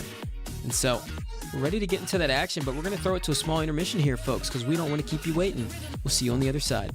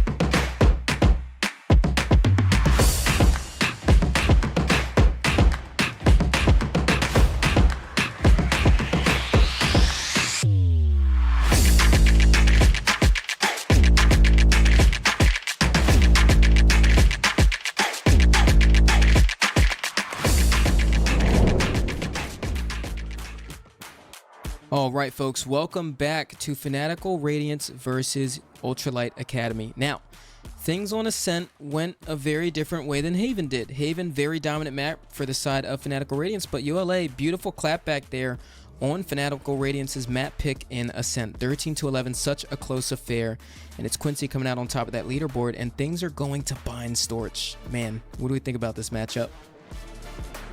Well, I think I'm expecting another innovative pick coming out from FNR here. I think their Ascent comp very out of the ordinary, and they seem to want to keep to that sort of, you know, idea. UL though, you know, seemingly sticking with this one-size-fits-all comp on every map, and you know, maybe they switch out the Jet for a Raze here. But other than that, I think it's a pretty solid bind comp. Just also Sova for Fade, I guess I'd also switch. But the Deadlock Cypher, I think, is underplayed, if anything, on this map. Yeah. I definitely think it'd be a good setup for them. And, I mean, this is, I guess we're going to get confirmation on the one-size-fits-all.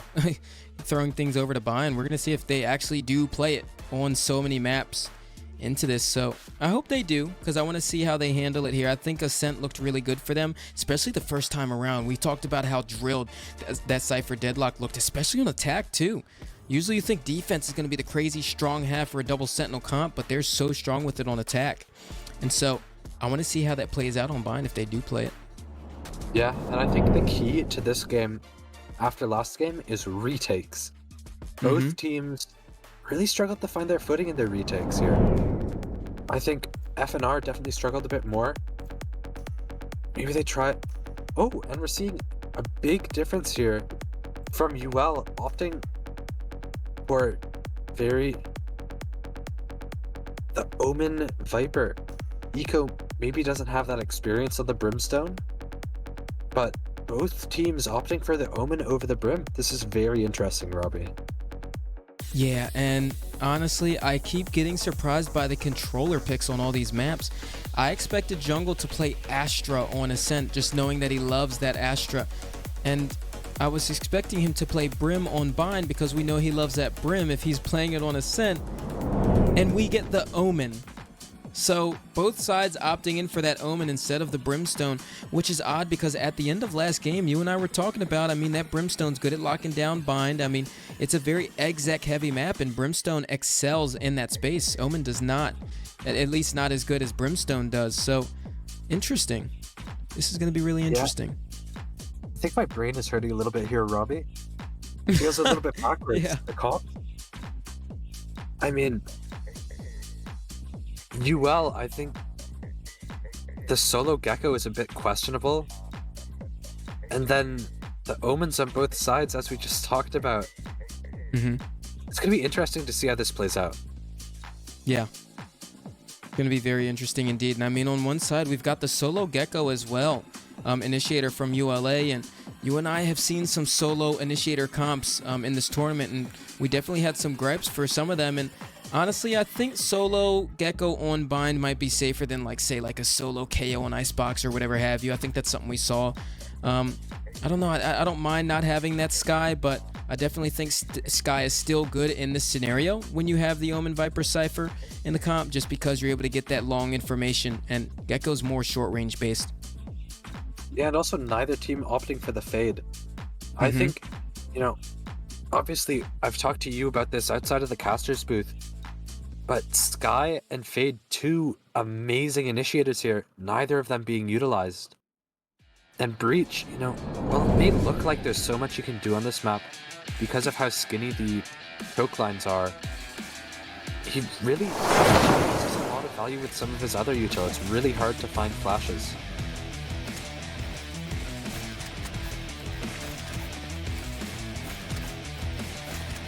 So, as we're getting started here, we'll go over to the A side of the map.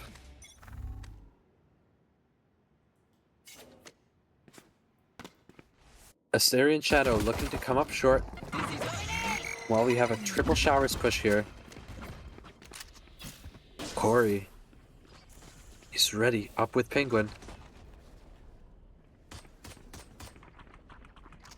Wingman plant's gonna come down. Planting triple. Cross it out. Quincy gonna catch Corey. Corey pushing toward Boomer. Gets the pick. Corey pushing more back sight. Gets a headshot onto Bandit. Bandit falls. And Quincy. Quincy now with 2. Shadow able to get him. It's all up to T-Nex now. 1v3.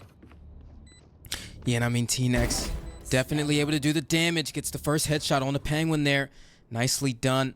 And this is where the mechanical prowess has to come to play. No utility. Really looking to find their way into this one. It's not planted for either of these players.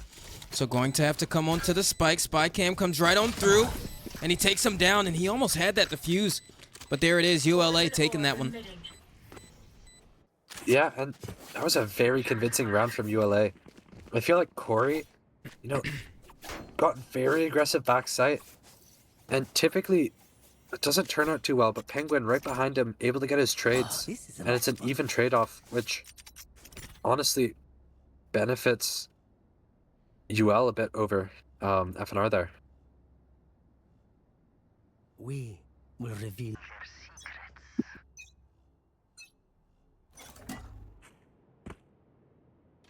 Oh, and Viper Orb going to be thrown prematurely. Going to land in, you know, who knows where. Asteri, though, coming up. Boomered. Catches Boomered off guard. Gets out. And now his team's up into showers. Holding long. Up in hookah. So much map control from UL. I really like how they're playing this. Yeah. They're just looking for the holes that they can get, poking and prodding anywhere that they can to cause these rotations from Fanatical Radiance. And so far doing it very well. And even just simulating that Viper lurk towards short and then regrouping towards showers there. Just looking for those responses. Really well done from them. And even Corey with the rifle work to follow up the beauty of this round we're witnessing from ULA. So far, all bodies standing too. Handling this anti-eco very good. Eco pushing towards heaven, trying to do the rest of the damage. One does go down, but the rest of the rifles stay in hand. Now, Robbie, on the side of UL, I think I'm starting to understand this Omen pick here. A lot of teams play to the length of this map, meaning they stay on the same side, you know, they pick A or B, and just hit that site and try and play either some forward, some back, whatever. And UL looking for an approach that goes over the width of the map. You know, we see them so spread out, and the extra range that that Omen gives you could really help that. Mm-hmm. Yeah, absolutely. And it's nice to see them playing towards those differences as well. Because also, just within individual roles, you and I talk about one size fits all. Well, when it comes to the controller role as well, one size definitely doesn't fit all. Can't play Omen the same way you would play a Brim, and vice versa. With those differences coming out. Showers fight going on here. Roombutt gonna clear things out, but the Judge of Jungle takes down Asteri. Freaky Shadow trying to get into this one, but not able to find anything yet. Backside control taken. Quincy looking for the first frag. Takes it down on the Corey. Shadow left by his lonesome. And he's fighting World War III over here. There it is. Bucky doing the damage. Boomer taking him down. Penguin left by his lonesome. Does get the first one. Bulldog recovered. Goes into the angle and Boomered, and down he goes. You know, that's a decent bonus from UL there. Able to get 2 rifles. And then T-Nex may be able to sell some sort of util to buy one of his teammates. But no, I think they're just going to opt out of the buy and go for the Judge onto jungle. He was able to find some usefulness in the previous round.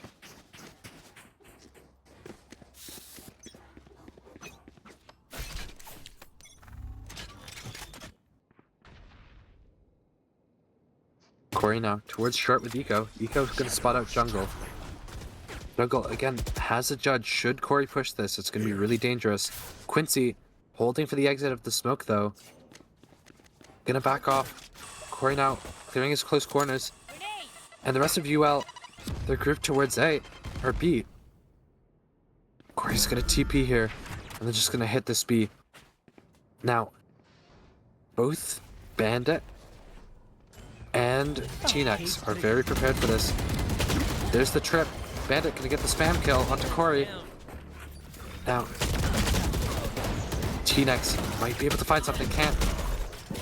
Quincy goes big. Last player standing. 3 for Quincy, and Bandit finds the last. Great prevention of the site take there by FNR. Able to pick out that fake really fast. And we see how fast Quincy's able to rotate through CT. I'm unsure if he's playing Razor Neon with the amount of speed that he's rotating with. Yeah, I mean, it was just a battlefield on that B site.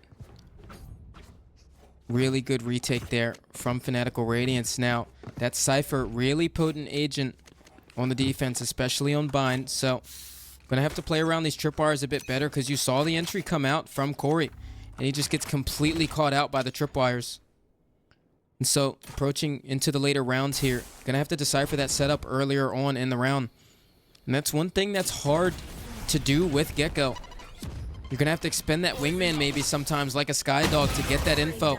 Asteri wins that opening duel, down to 6 HP based off that judge, but pushing into the short position. Eco with another follow-up, and I mean, uLA making the round look really good. Quincy caught out by the neural theft, gonna try to take down wingman, but a little too late there. And coming through CT is T-Nex as this retake starts to commence. And Asteri, 6 HP here, inserted in Cubby. If they don't re-clear him, he could go big. And Wingman gonna get on bomb.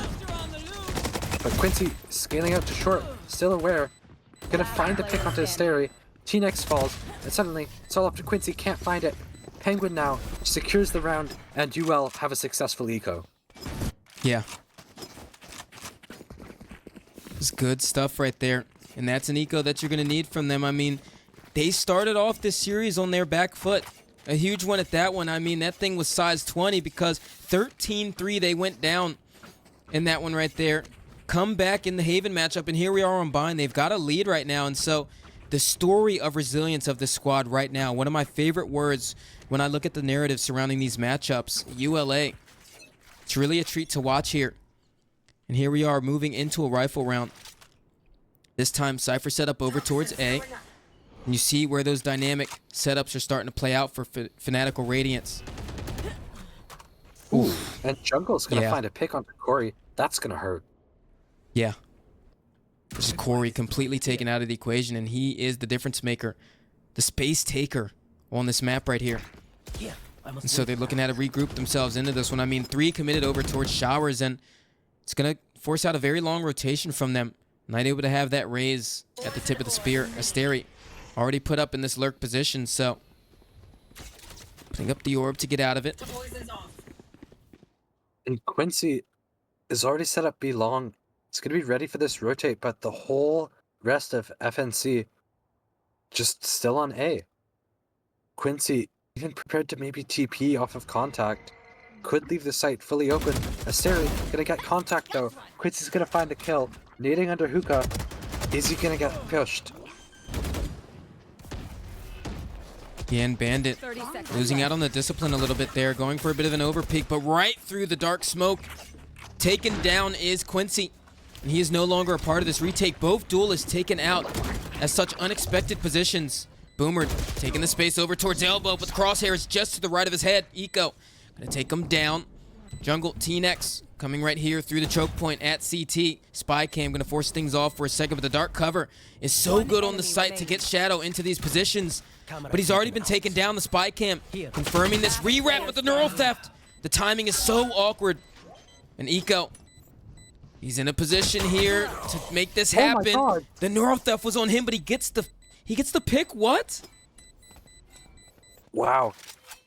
And 2 very interesting kills through smokes there. One from Shadow, one from Eco. And Shadow, what unfortunate timing on that neural theft. Wow. I gotta know, were there pings on the spike there? I wasn't expecting him to kill him there. Wow. I think he's just the knower. I don't know. A nice spam. Yeah, back towards A. Cypher set up B. They're tripled up B. And Quincy gonna find early contact and back off.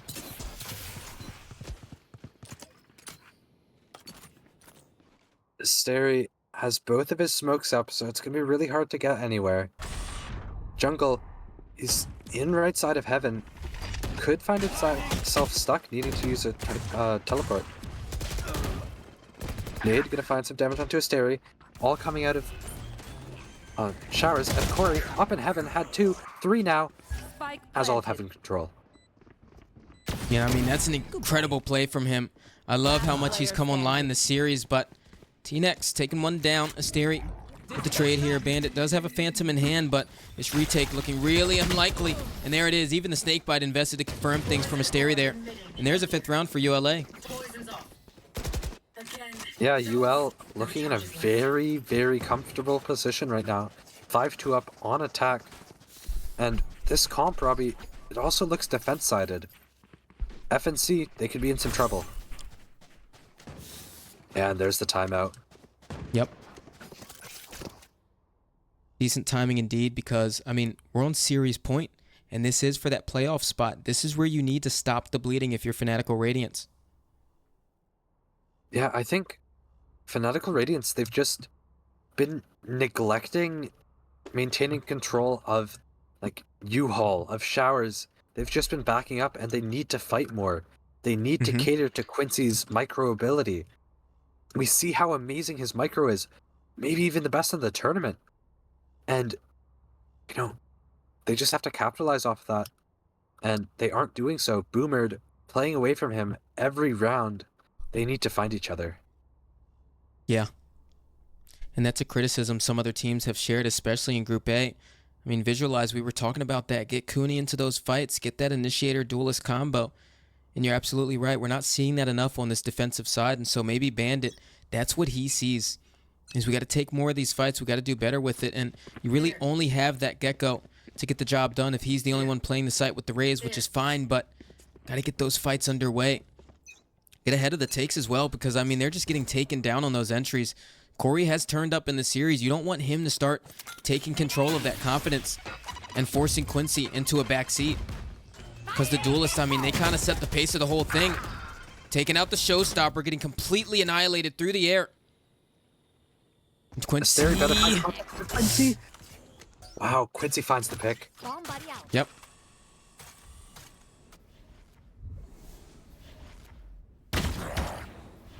Eco and Jungle, a little bit of an Omen battle. Jungle gonna take 40 damage from Eco. Comes out of that engagement negative. I must wait a moment. Now, 3v3. Coming up on this Cypher site. T-Nex is ready. Shadow and Penguin have to find this. But Eco, big pick onto Quincy. Gonna sell the fake. And he's gonna keep Jungle there just for a little bit longer. Wingman's gonna plant spike. Cage trigger. Spike planted. T-Nex looking to find his way into this one, but the Dizzy confirms his position. He's trying to go for a play there. I love the effort, but completely gets caught out. And Shadow looking to take some space over towards Elbow here. Jungle already out of the dark cover. T-Nex playing around it, and they're completely captured here onto this site. All around them is ULA. Gonna have to tap onto the spike pretty soon. Thrash is already in hand anyway, though. And there it is. Beautiful crossfire. Yeah, Eco and Shadow both able to find 2 on that round. Now, Corey, he did use that showstopper this round. Just got domed out of the air. That's going to be unfortunate that they're going to lose that ult. But they do have 4 ults here.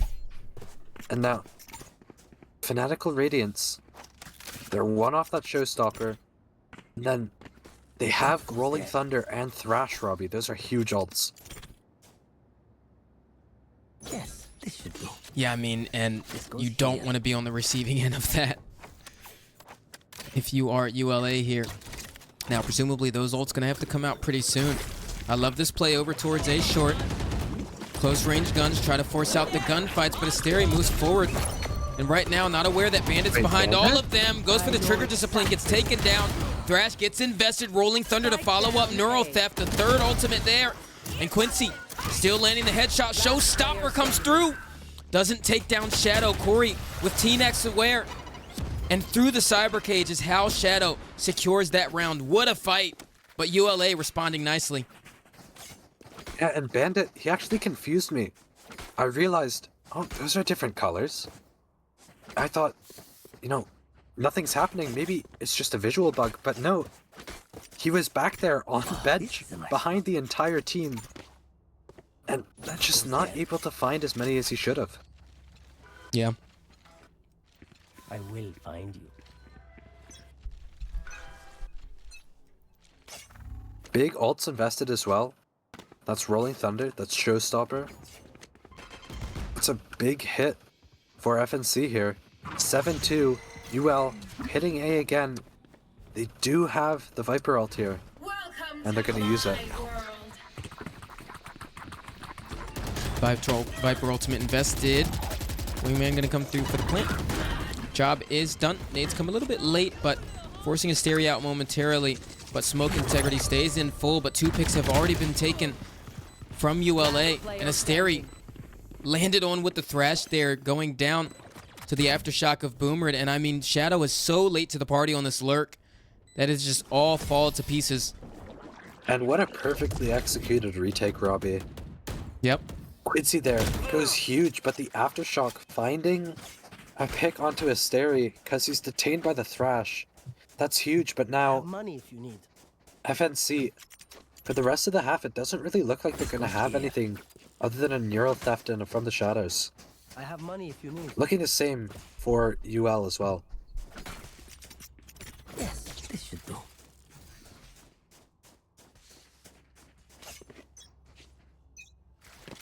No more charges left. And as we start to approach closer to the conclusion of this first half, ULA sitting real nice on the scoreline right now as well. They'll be moving into their more comfort zone in this comp towards the defense in that second half. So, series looking well in their favor now. And I definitely didn't think that I'd be saying that after what happened on map 1.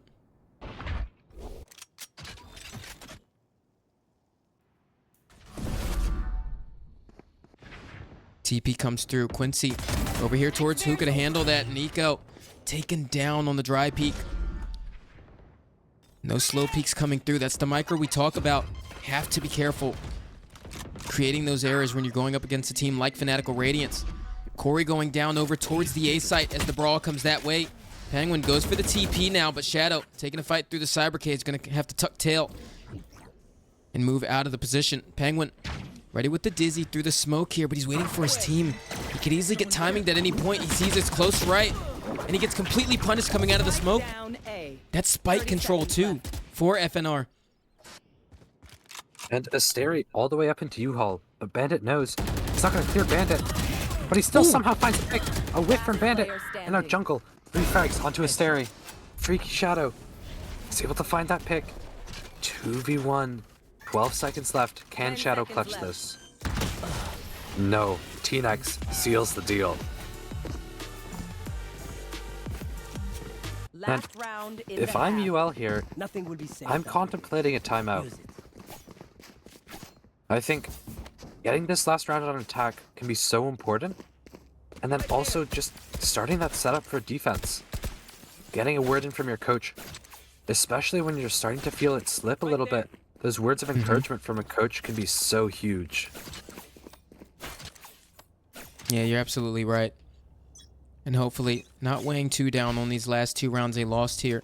Even a 7-5 half is really good if you're Ultralight Academy with this comp. But you definitely want to secure as much as you can to make that second side even safer.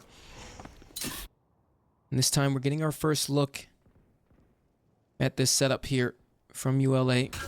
Corey by himself towards this B-long extremity. Looking to take out the cyber cam.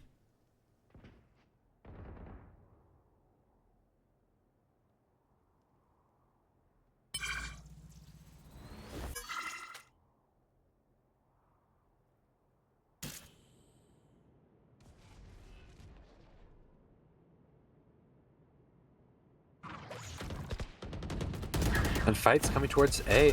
Jungle able to get a pick onto Shadow. Penguin is gonna fall. Nico's gonna take some damage through the wall as they're trying to spam down the swingman. Finding anything to get a pick onto Boomer here.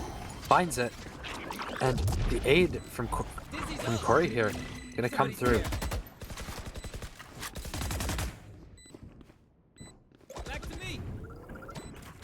Quincy from main on the flank, able to find a pick. Bandit's gonna fall to a stary. Player standing. 1v2 now for Eco. Enemy remaining. And Wingman gonna find the plant or the defuse. Yeah, he had to And- spam the box there. He was looking for the kill before going for that defusal, so bit of an error there from Eco. Nonetheless, though, 7-5 half for ULA. It's looking good coming into the defense. Yeah, I mean, double controller with a Senti. Such a defensive-sided comp to come into this half 7-5 up. You have to think that they have a clear advantage here.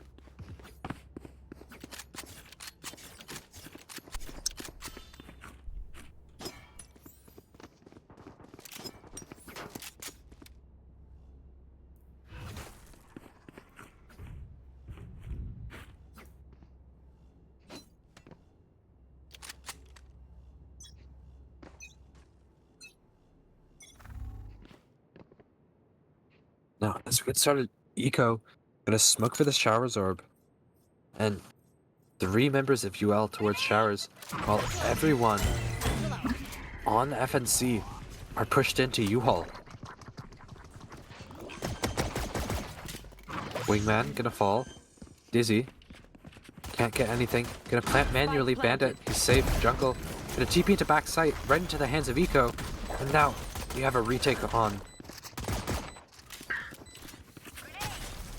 Yeah, and Quincy playing around U-Haul with the shorty. So far has done nothing to be able to help this retake right now. And he does come towards the spike here. Takes him off. I mean, really nice dance around the truck here, but ultimately going to get forced out by Shadow in that frenzy. Very disconnected from that he was, and it made it a lot harder there. A team ace nonetheless for ULA. Yeah, and I feel like for Quincy, you know, such an important part, such an integral part of this Fanatical Radiance team. You know, to have him on a shorty, that limits his micro so much that I think it ends up hurting the team. Mm-hmm.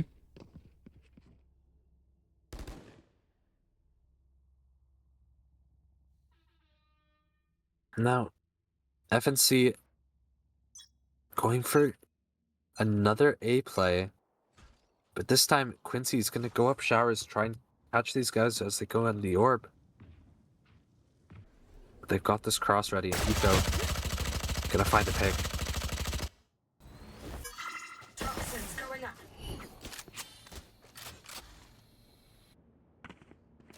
Now, on this save for FNC, they're really playing it very slow, which is not something typical of a save round. I think, you know, they have to try and re-clear this Showers or do something to cause another fight, try and get a rifle down, try and recover something.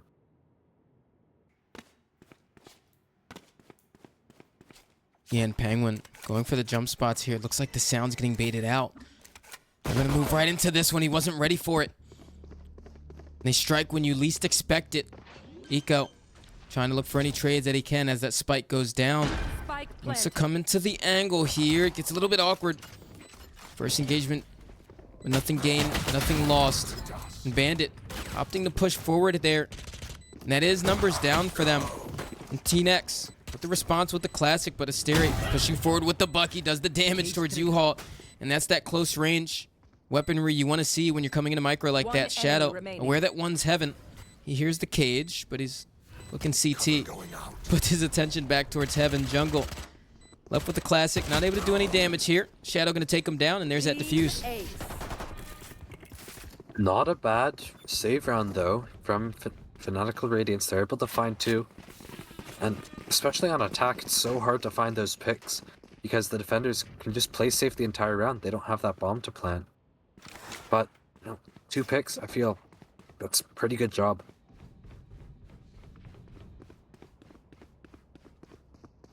And now, a great buy here for UL, obviously, on their bonus. We'll see what they can do. It's Fanatical Radiance still grouped towards B, or towards A, sorry. seem to really be favoring that short control. Eco getting devious in a smoke with a judge. Corey gonna drop. Will they run into Eco?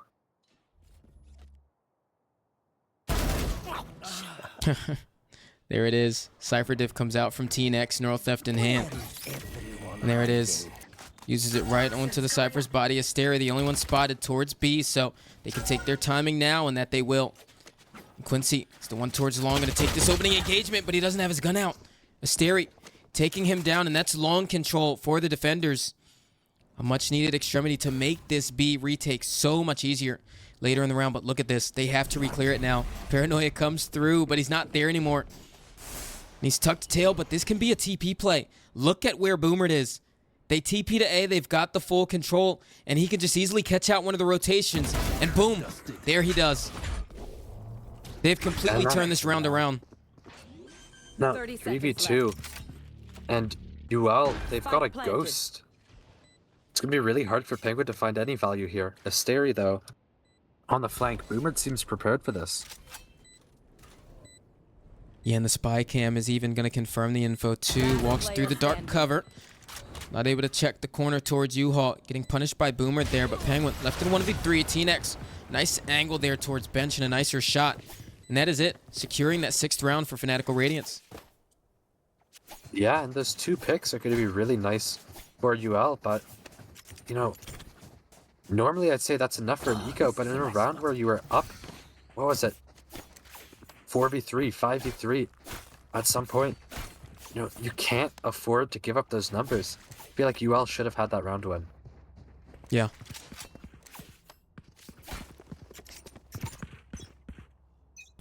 This goes here. Yes, this should do.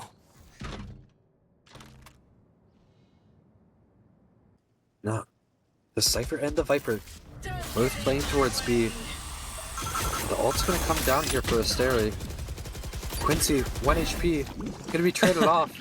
And honestly, even though the ult was up and they lose that ult, Why destroy? to me that's a worth trade. Quincy, such a big source of firepower for Fanatical Radiance. Losing him is gonna hurt them a lot.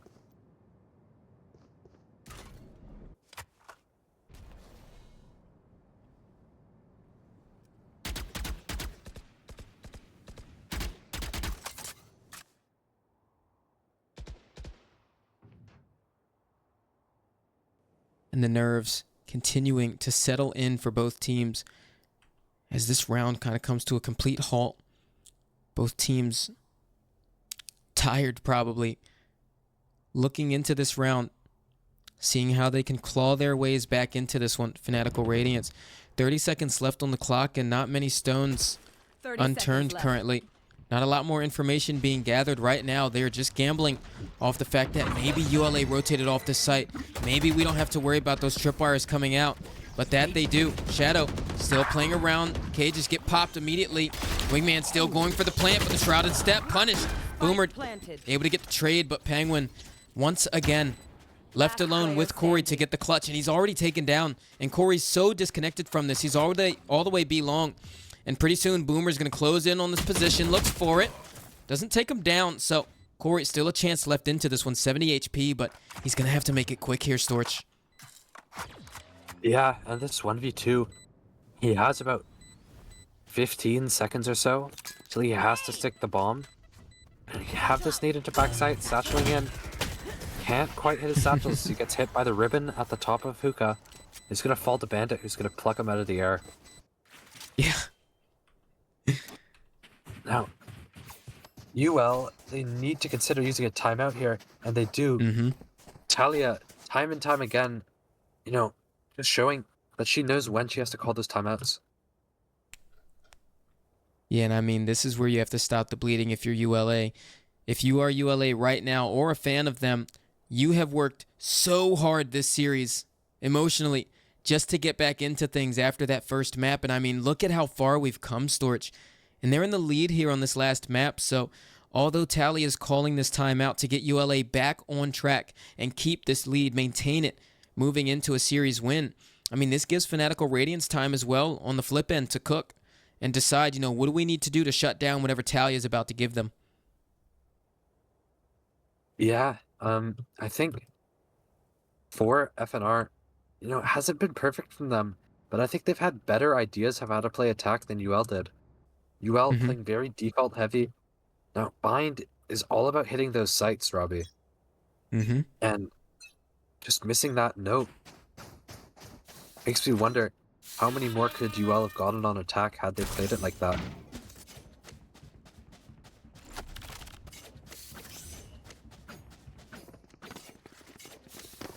Coming back into this FNC, they're going to opt in for a B push. And Cypher's playing A, but triple up B. They are ready for this hit. As Yeah, I say that, Asteri. Eco Oof. rotate right through. Ooh. Asteri almost getting picked off long there. Gonna have to give that space up.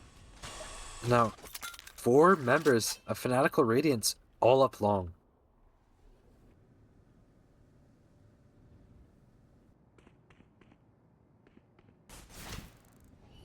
I mean, there's a lot here still for ULA.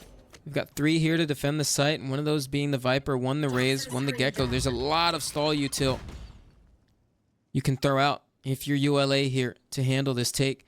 They don't have that Cypher set up to work off of, but they do have that Viper's wall and even a dark cover to add any additional assistance that they need. I mean, these positions are going to have to get sniffed out here. And all they have to really get that info is the Gecko. And they're going to presumably use that for the plant. So they have no idea what the setup is on site right now. And they're still looking to approach 30 it. seconds left. Meanwhile, rotation comes over towards Hookah.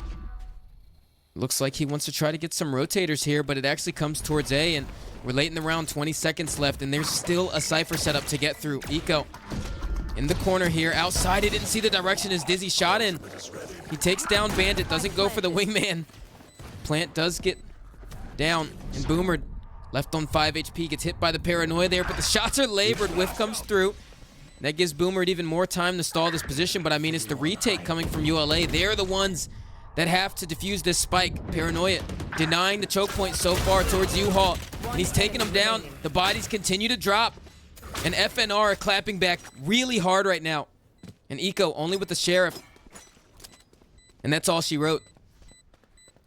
Yeah, and with all the members of Fanatical Radiance being so low on health, you have to wonder, what would the outcome of this round have been had Eco found that pick onto Boomered? Yep. That was a big whiff for Eco there. Hoping to recover that soon. Maybe this round he can find some nice shots with this Phantom of his.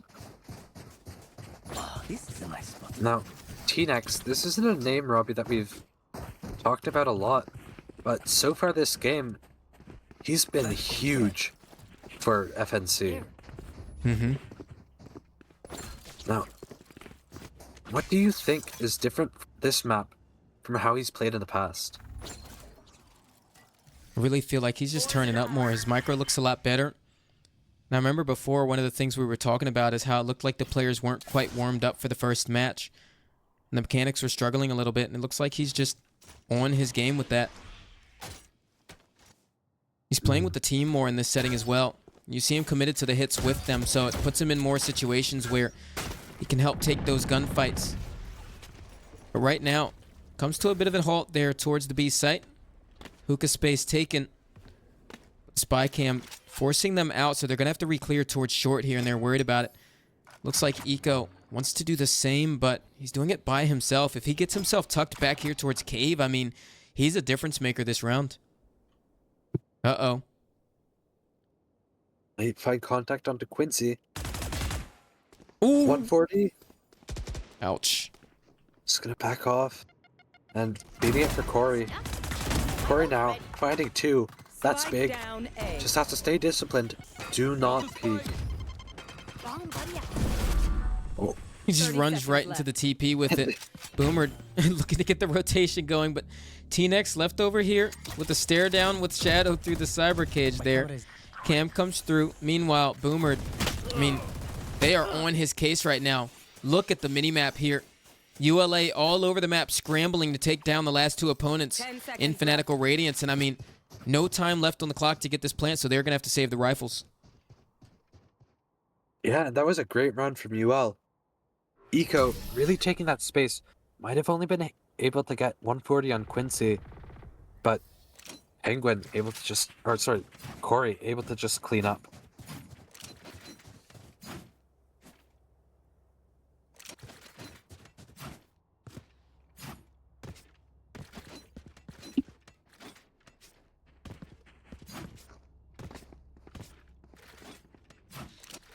FNR, they do have this Thrash. Might want to try and use it here. But instead, it looks like they're going to use Bandit to maybe go for some sort of fake play here. Shadows traveling. Cage triggered. Once again, a bit of a default setup here from FNR. Space being taken over here towards Hookah. Right now, it's the Gecko Cypher trying to decipher this setup here. Shadow with an Odin. Really good tripwire to handle it. But that cage alone, just based off that throw, they know exactly where he is. Goes for the peek as Bandit. But the Odin landing onto his head. And right now, they've been completely shut down from that default on the B side. But I like this response they have towards Showers. Two very delayed approaches. And you see, that's how FNR are trying to force out so far the mistakes from uLA this round. And although there's even men on both sides, really good first blood. Now Corey, he's going to be the next layer to this as the showstopper comes right on through from Quincy. And oh my goodness, the airtime he got out of that one right there still goes down to the rifle of TNX. But Shadow following up with the Odin Boomer, trading things right on out. And I mean, Eco in a good position to shut this one down, but they're going to play the 2v2 here. Last player standing. The stereo flank is huge. Eco finds a big pick. That's 11-8. UL win the round. Wow. And Corey able to find that pick onto Quincy as he gets, as you said, so much airtime. I don't know how he got that much, but it's just really, really well played by UL. Nobody looking for too much there. No. Second timeout here used for Fanatical Radiance. After this, they have no more, so they have to make this one count.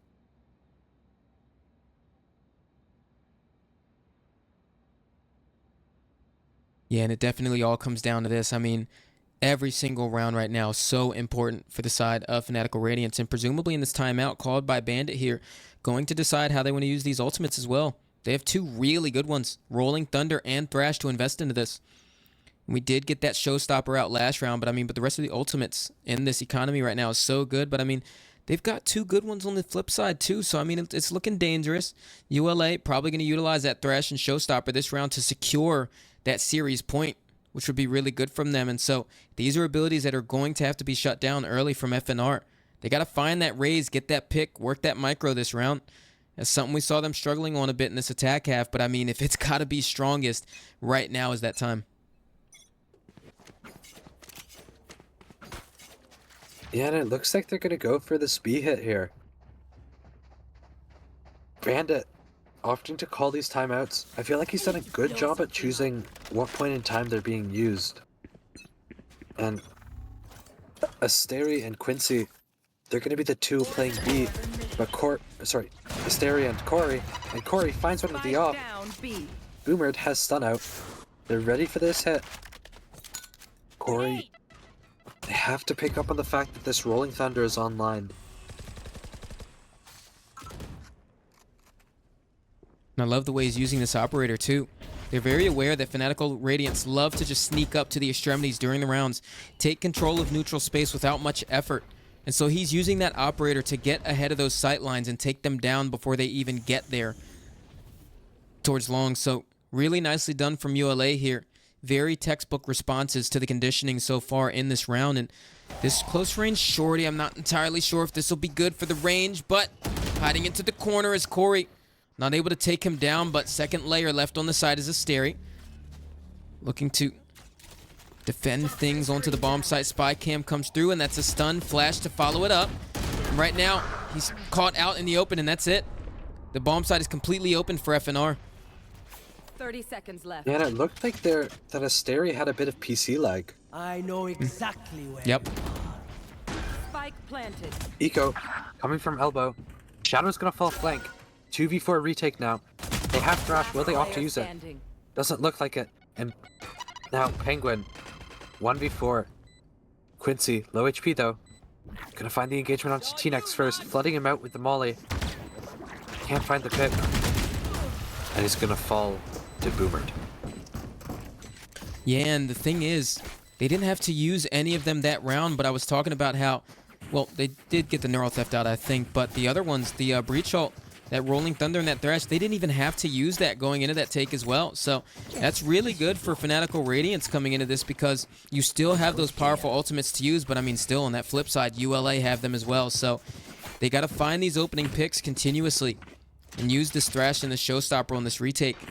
I mean, we're going to see bloodshed this round, Storch. Yeah.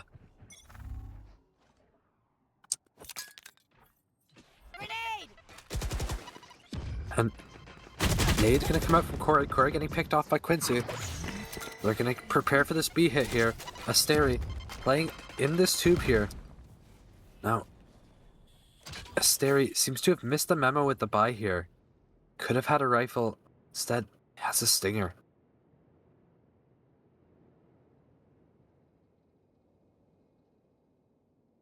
And Eco, once again, just like similar rounds, he's made all this space towards A. This time in a very similar situation. Quincy, the one he spots out again, but Bandit so aware onto the angle. And that's a complete open A site for FNR right now. And ULA scratching their heads right now, wondering, what are we doing wrong in this approach right now? Planted. And that's a question that needs to be answered pretty soon now because, I mean, we've got a comeback underway for FNR. Player standing. And there it is. Flank already shut down from Asteri. Boomered so aware. Spy cam showing where Penguin is, and that's it. I mean, 1v5 is so unlikely, and he's got the Thrash in hand. Just go save the rifle and get ready for the last round here. Or next round, rather. Yeah, it's like that.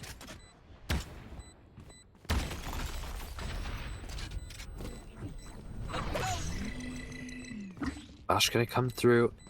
Can he find any of these exits? And no. Now, if I'm UL, if I'm especially Asteri or Eco, I'm really frustrated that round. Boomered, out of nowhere, comes and clears the flank even though the trip is so forward. Finds Asteri, and Bandit, you know, just that sixth sense, finding Eco.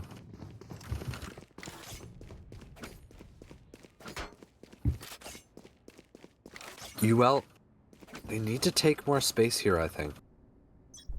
I see pings coming down, maybe a paranoia, push up A. They are on the Eco here, and out comes the Thrash.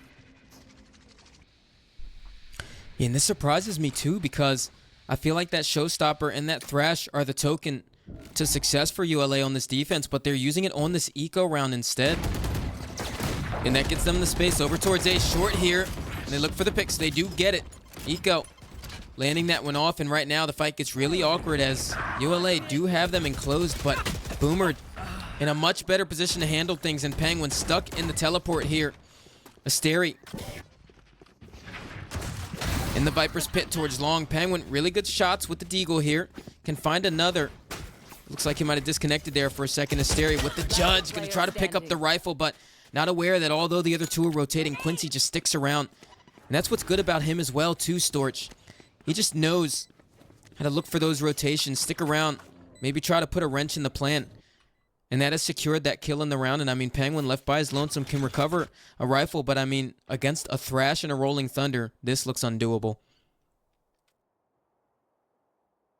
Yeah, I mean, just with that Sheriff now, he has the rifle. If I'm Penguin, honestly, I'm playing for exits here. Yeah. Yep. Quincy opting to go towards showers. It doesn't look like Penguin's gonna find any action here.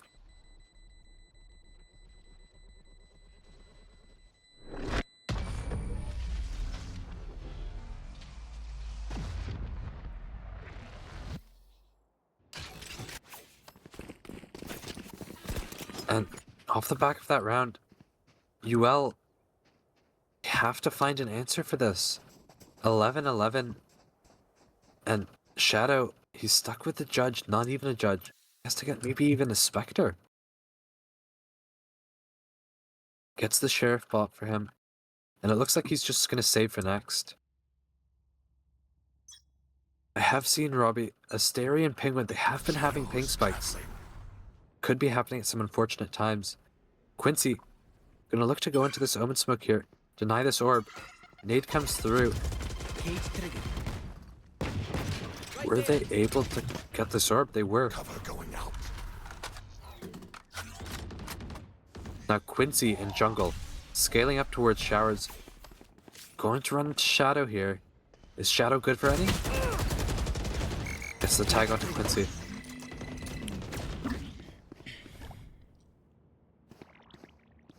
Here. Bandit spam down to 5 HP. Yeah. No doubt by the work of Shadow. That was a nice shot. Yeah. Now, Asterian Corey on the B site, ready for anything, but Fanatical Radiance still looking towards the A site, and UL, they're gonna have to give it up. Rolling Thunder coming out, Thrash finds one, and it's all falling down for UL. But as I say that, Penguin finds one, Eco trades off Penguin's death, 3v2, Bandit's on 5 HP, finds Eco. Corey, One enemy go remaining. big with Showstopper here. Jungle, 1 HP. Huge round Wow. from Corey. Yeah, I mean, Corey went huge there. He's become so impactful in this series. What a story from Corey himself. It is 12-11 here. Series point for ULA. And it's a team ace at that as well. And FNR kicking themselves off that, wondering how did we not get the success we were looking for going into that round. They had so much to work with. The Thrash landed into the player at U-Haul. Even the stun to follow up, just so that Thrash can get him before he spams it down. Rolling Thunder came through too, and they still couldn't get that round. And that leaves them on their back foot here. The only ultimate really in this last round of regulation is that showstopper from Quincy for FNR. Yeah, and they're looking to take B here. Really straightforward take. Quincy, we'll see how his satchels go. Hopefully he doesn't hit his head here. Smoke coming down from Eco. So ready to hit the site, and you see Quincy nade out. He's ready for it. Yeah. And Corey But so too is tucked in Penguin. that position. They're all here. Showstopper comes right on through, looks for it, backside. Quincy takes it down. T-Nex following up on Asteri. And right now, teleport comes right on through. Corey somehow, out of nowhere, paint shells landing onto one, but he pushes right through as the paranoia lands onto him. And all of a sudden, within fractions of a second, bodies falling for ULA. 4 down, but Shadow going huge here. Looking for the picks, he gets 2. Eco, left down at 34 HP, gets the headshot. Where has that come from? Jungle, left in the 1v1, the Omen differential on the table for both of these here. He's sticking onto the spike. He's gonna have to confirm it, but he TPs! What? Defenders win. Eco! What a way to lose the map. Pros don't fake, Robbie. Oh my goodness. What just happened? No, what a way to lose the series. I mean, Storch, he invests in the shrouded step there instead of just spamming through the smoker, walking right in. The mind games from both Omens played trick on himself. And the defuse just comes through, and Ultralight has clawed their way back into this series after going down 13-3 on map 1. What a comeback. Yeah, and Shadow, able to find 2 there on that retake. Absolutely huge part in that round win. Of course, Eco, just sticking that bomb, so annoying for these FNR players to deal with. I believe a few times in the game, called them FNC. Not quite Fanatic, but they are the Fanatical Radiance. Wow. playing either EQ or AE. I mean, if you're FNR, you're really hoping that you're playing EQ again, I think. I think AE actually looks like a really threatening team, and UL, they just played out of their minds against them. Yeah. What a map. And I mean, Storch, for the third time in a row, we've got Quincy in that MVP position. I mean, what an impactful player. And I mean, your heart has to go out to him when you think, man, I just had a series of a lifetime. So much impact. MVP, 3 maps in a row, and I couldn't close that series out. And so I think that not only does this series feel really detrimental to the mental of FNR coming out of it and going into that bottom bracket, but also just how much work they put in this position. And it all fell short right there in that one very moment. 13-11. Yeah. And what a way to end our first ever map 3 in this tournament. Or in this season of this.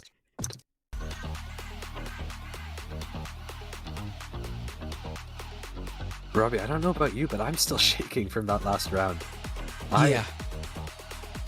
What a play. I'm definitely shook for words here. Everybody on both teams at some point during this series, they've been able to find great plays, and I don't think I'd be able to say that about any other series, maybe other than the Celestial RPG one. Really, everybody's just making plays out here, Robbie. Yeah. Really exceptional work by both teams. Great performance from Quincy. And I mean, Boomer also such a force to be reckoned with in the server on that initiator role. The flash initiator particularly. We see him on that KO. We see him on that breach. He does it so well every single time. He is such a good backup. And I mean, FNR, although they lose this series right there just by 2 rounds, I mean, they're still such a good team. And I honestly think that this duo in Quincy and Boomer is a duo to look at, similarly to Blue and Pillow Fort from Celestial Titan. And so going into the playoffs, I'm so excited to see what we're going to get out of ULA, but I mean also here in this same group in the elimination matches from FNR. Yeah, and Robbie, I think what really hurt them there is that there were so many times where Boomer and Quincy weren't able to find each other during that mid-round. They weren't able to have that link. And honestly, if the Breach and Neon were playing together that entire game, I think the outcome would have been different. Yeah. And that was, I think, the first thing we talked about in this series as well. Or the first series that we casted today is like, okay, what about that Neon duo with that Breach? How's that going to work out? The spacing's got to be right. The fights have to be taken together. And I mean, that was one of the biggest micros they were faltering on there. And it's uncharacteristic of them, really. I'm so used to them having that on pat because of the amount of, assists that Boomer gets in his games. Bandit as well, and the amount of impact that Quincy can have. Yeah. And Quincy, I mean, he's played so well so far this season. I have no doubt in my mind that once Fanatical Radiance, that once they hit playoffs, he's gonna get even better, I think. Yeah. You're absolutely right. And I mean, we've seen the tale of improvement from some players just in the series alone. Like, I mean, especially Corey. We talked about how much he struggled in his first matchup on the Ultralight squad to get as much impact as you saw out of players like Quincy and Pillow Fort. And I mean, this series, he has shown, man, I might be down and the community might doubt me, but I'm not out. He just comes right in. He takes down Quincy on a lot of these fights too. I mean, it was so good to watch. And I mean, it definitely starts to shape the story for ULA moving into the playoffs. If you're a fan of ULA, you're still a fan. If you're not a fan of ULA, you're definitely a fan now. Yeah, and what a way for Corey to light up the series. That Ascent map, I just felt so good for him. I'm really excited to see what they do in playoffs. Me too.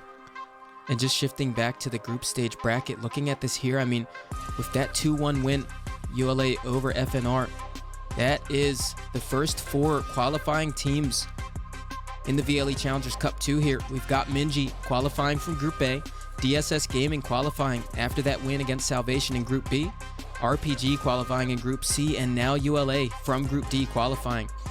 And next week, we actually throw things off to some crazy matchups.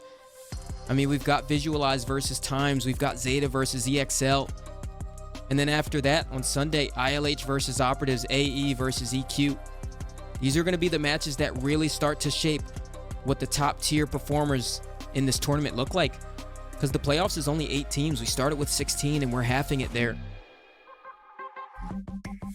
Yeah, and you know, next Friday, going into that match, EXL versus Zeta, should that match happen, it's going to be an exciting one. EXL's been talking up a storm in chat, and now's their opportunity to back it. Yeah. So excited to see those things happen. Well, folks, we want to thank you so much for joining us for this 3rd week of matches here at VLE Challengers Cup 2 Ascension, but we will see you next week for our first round of elimination matches. Have a good one, guys.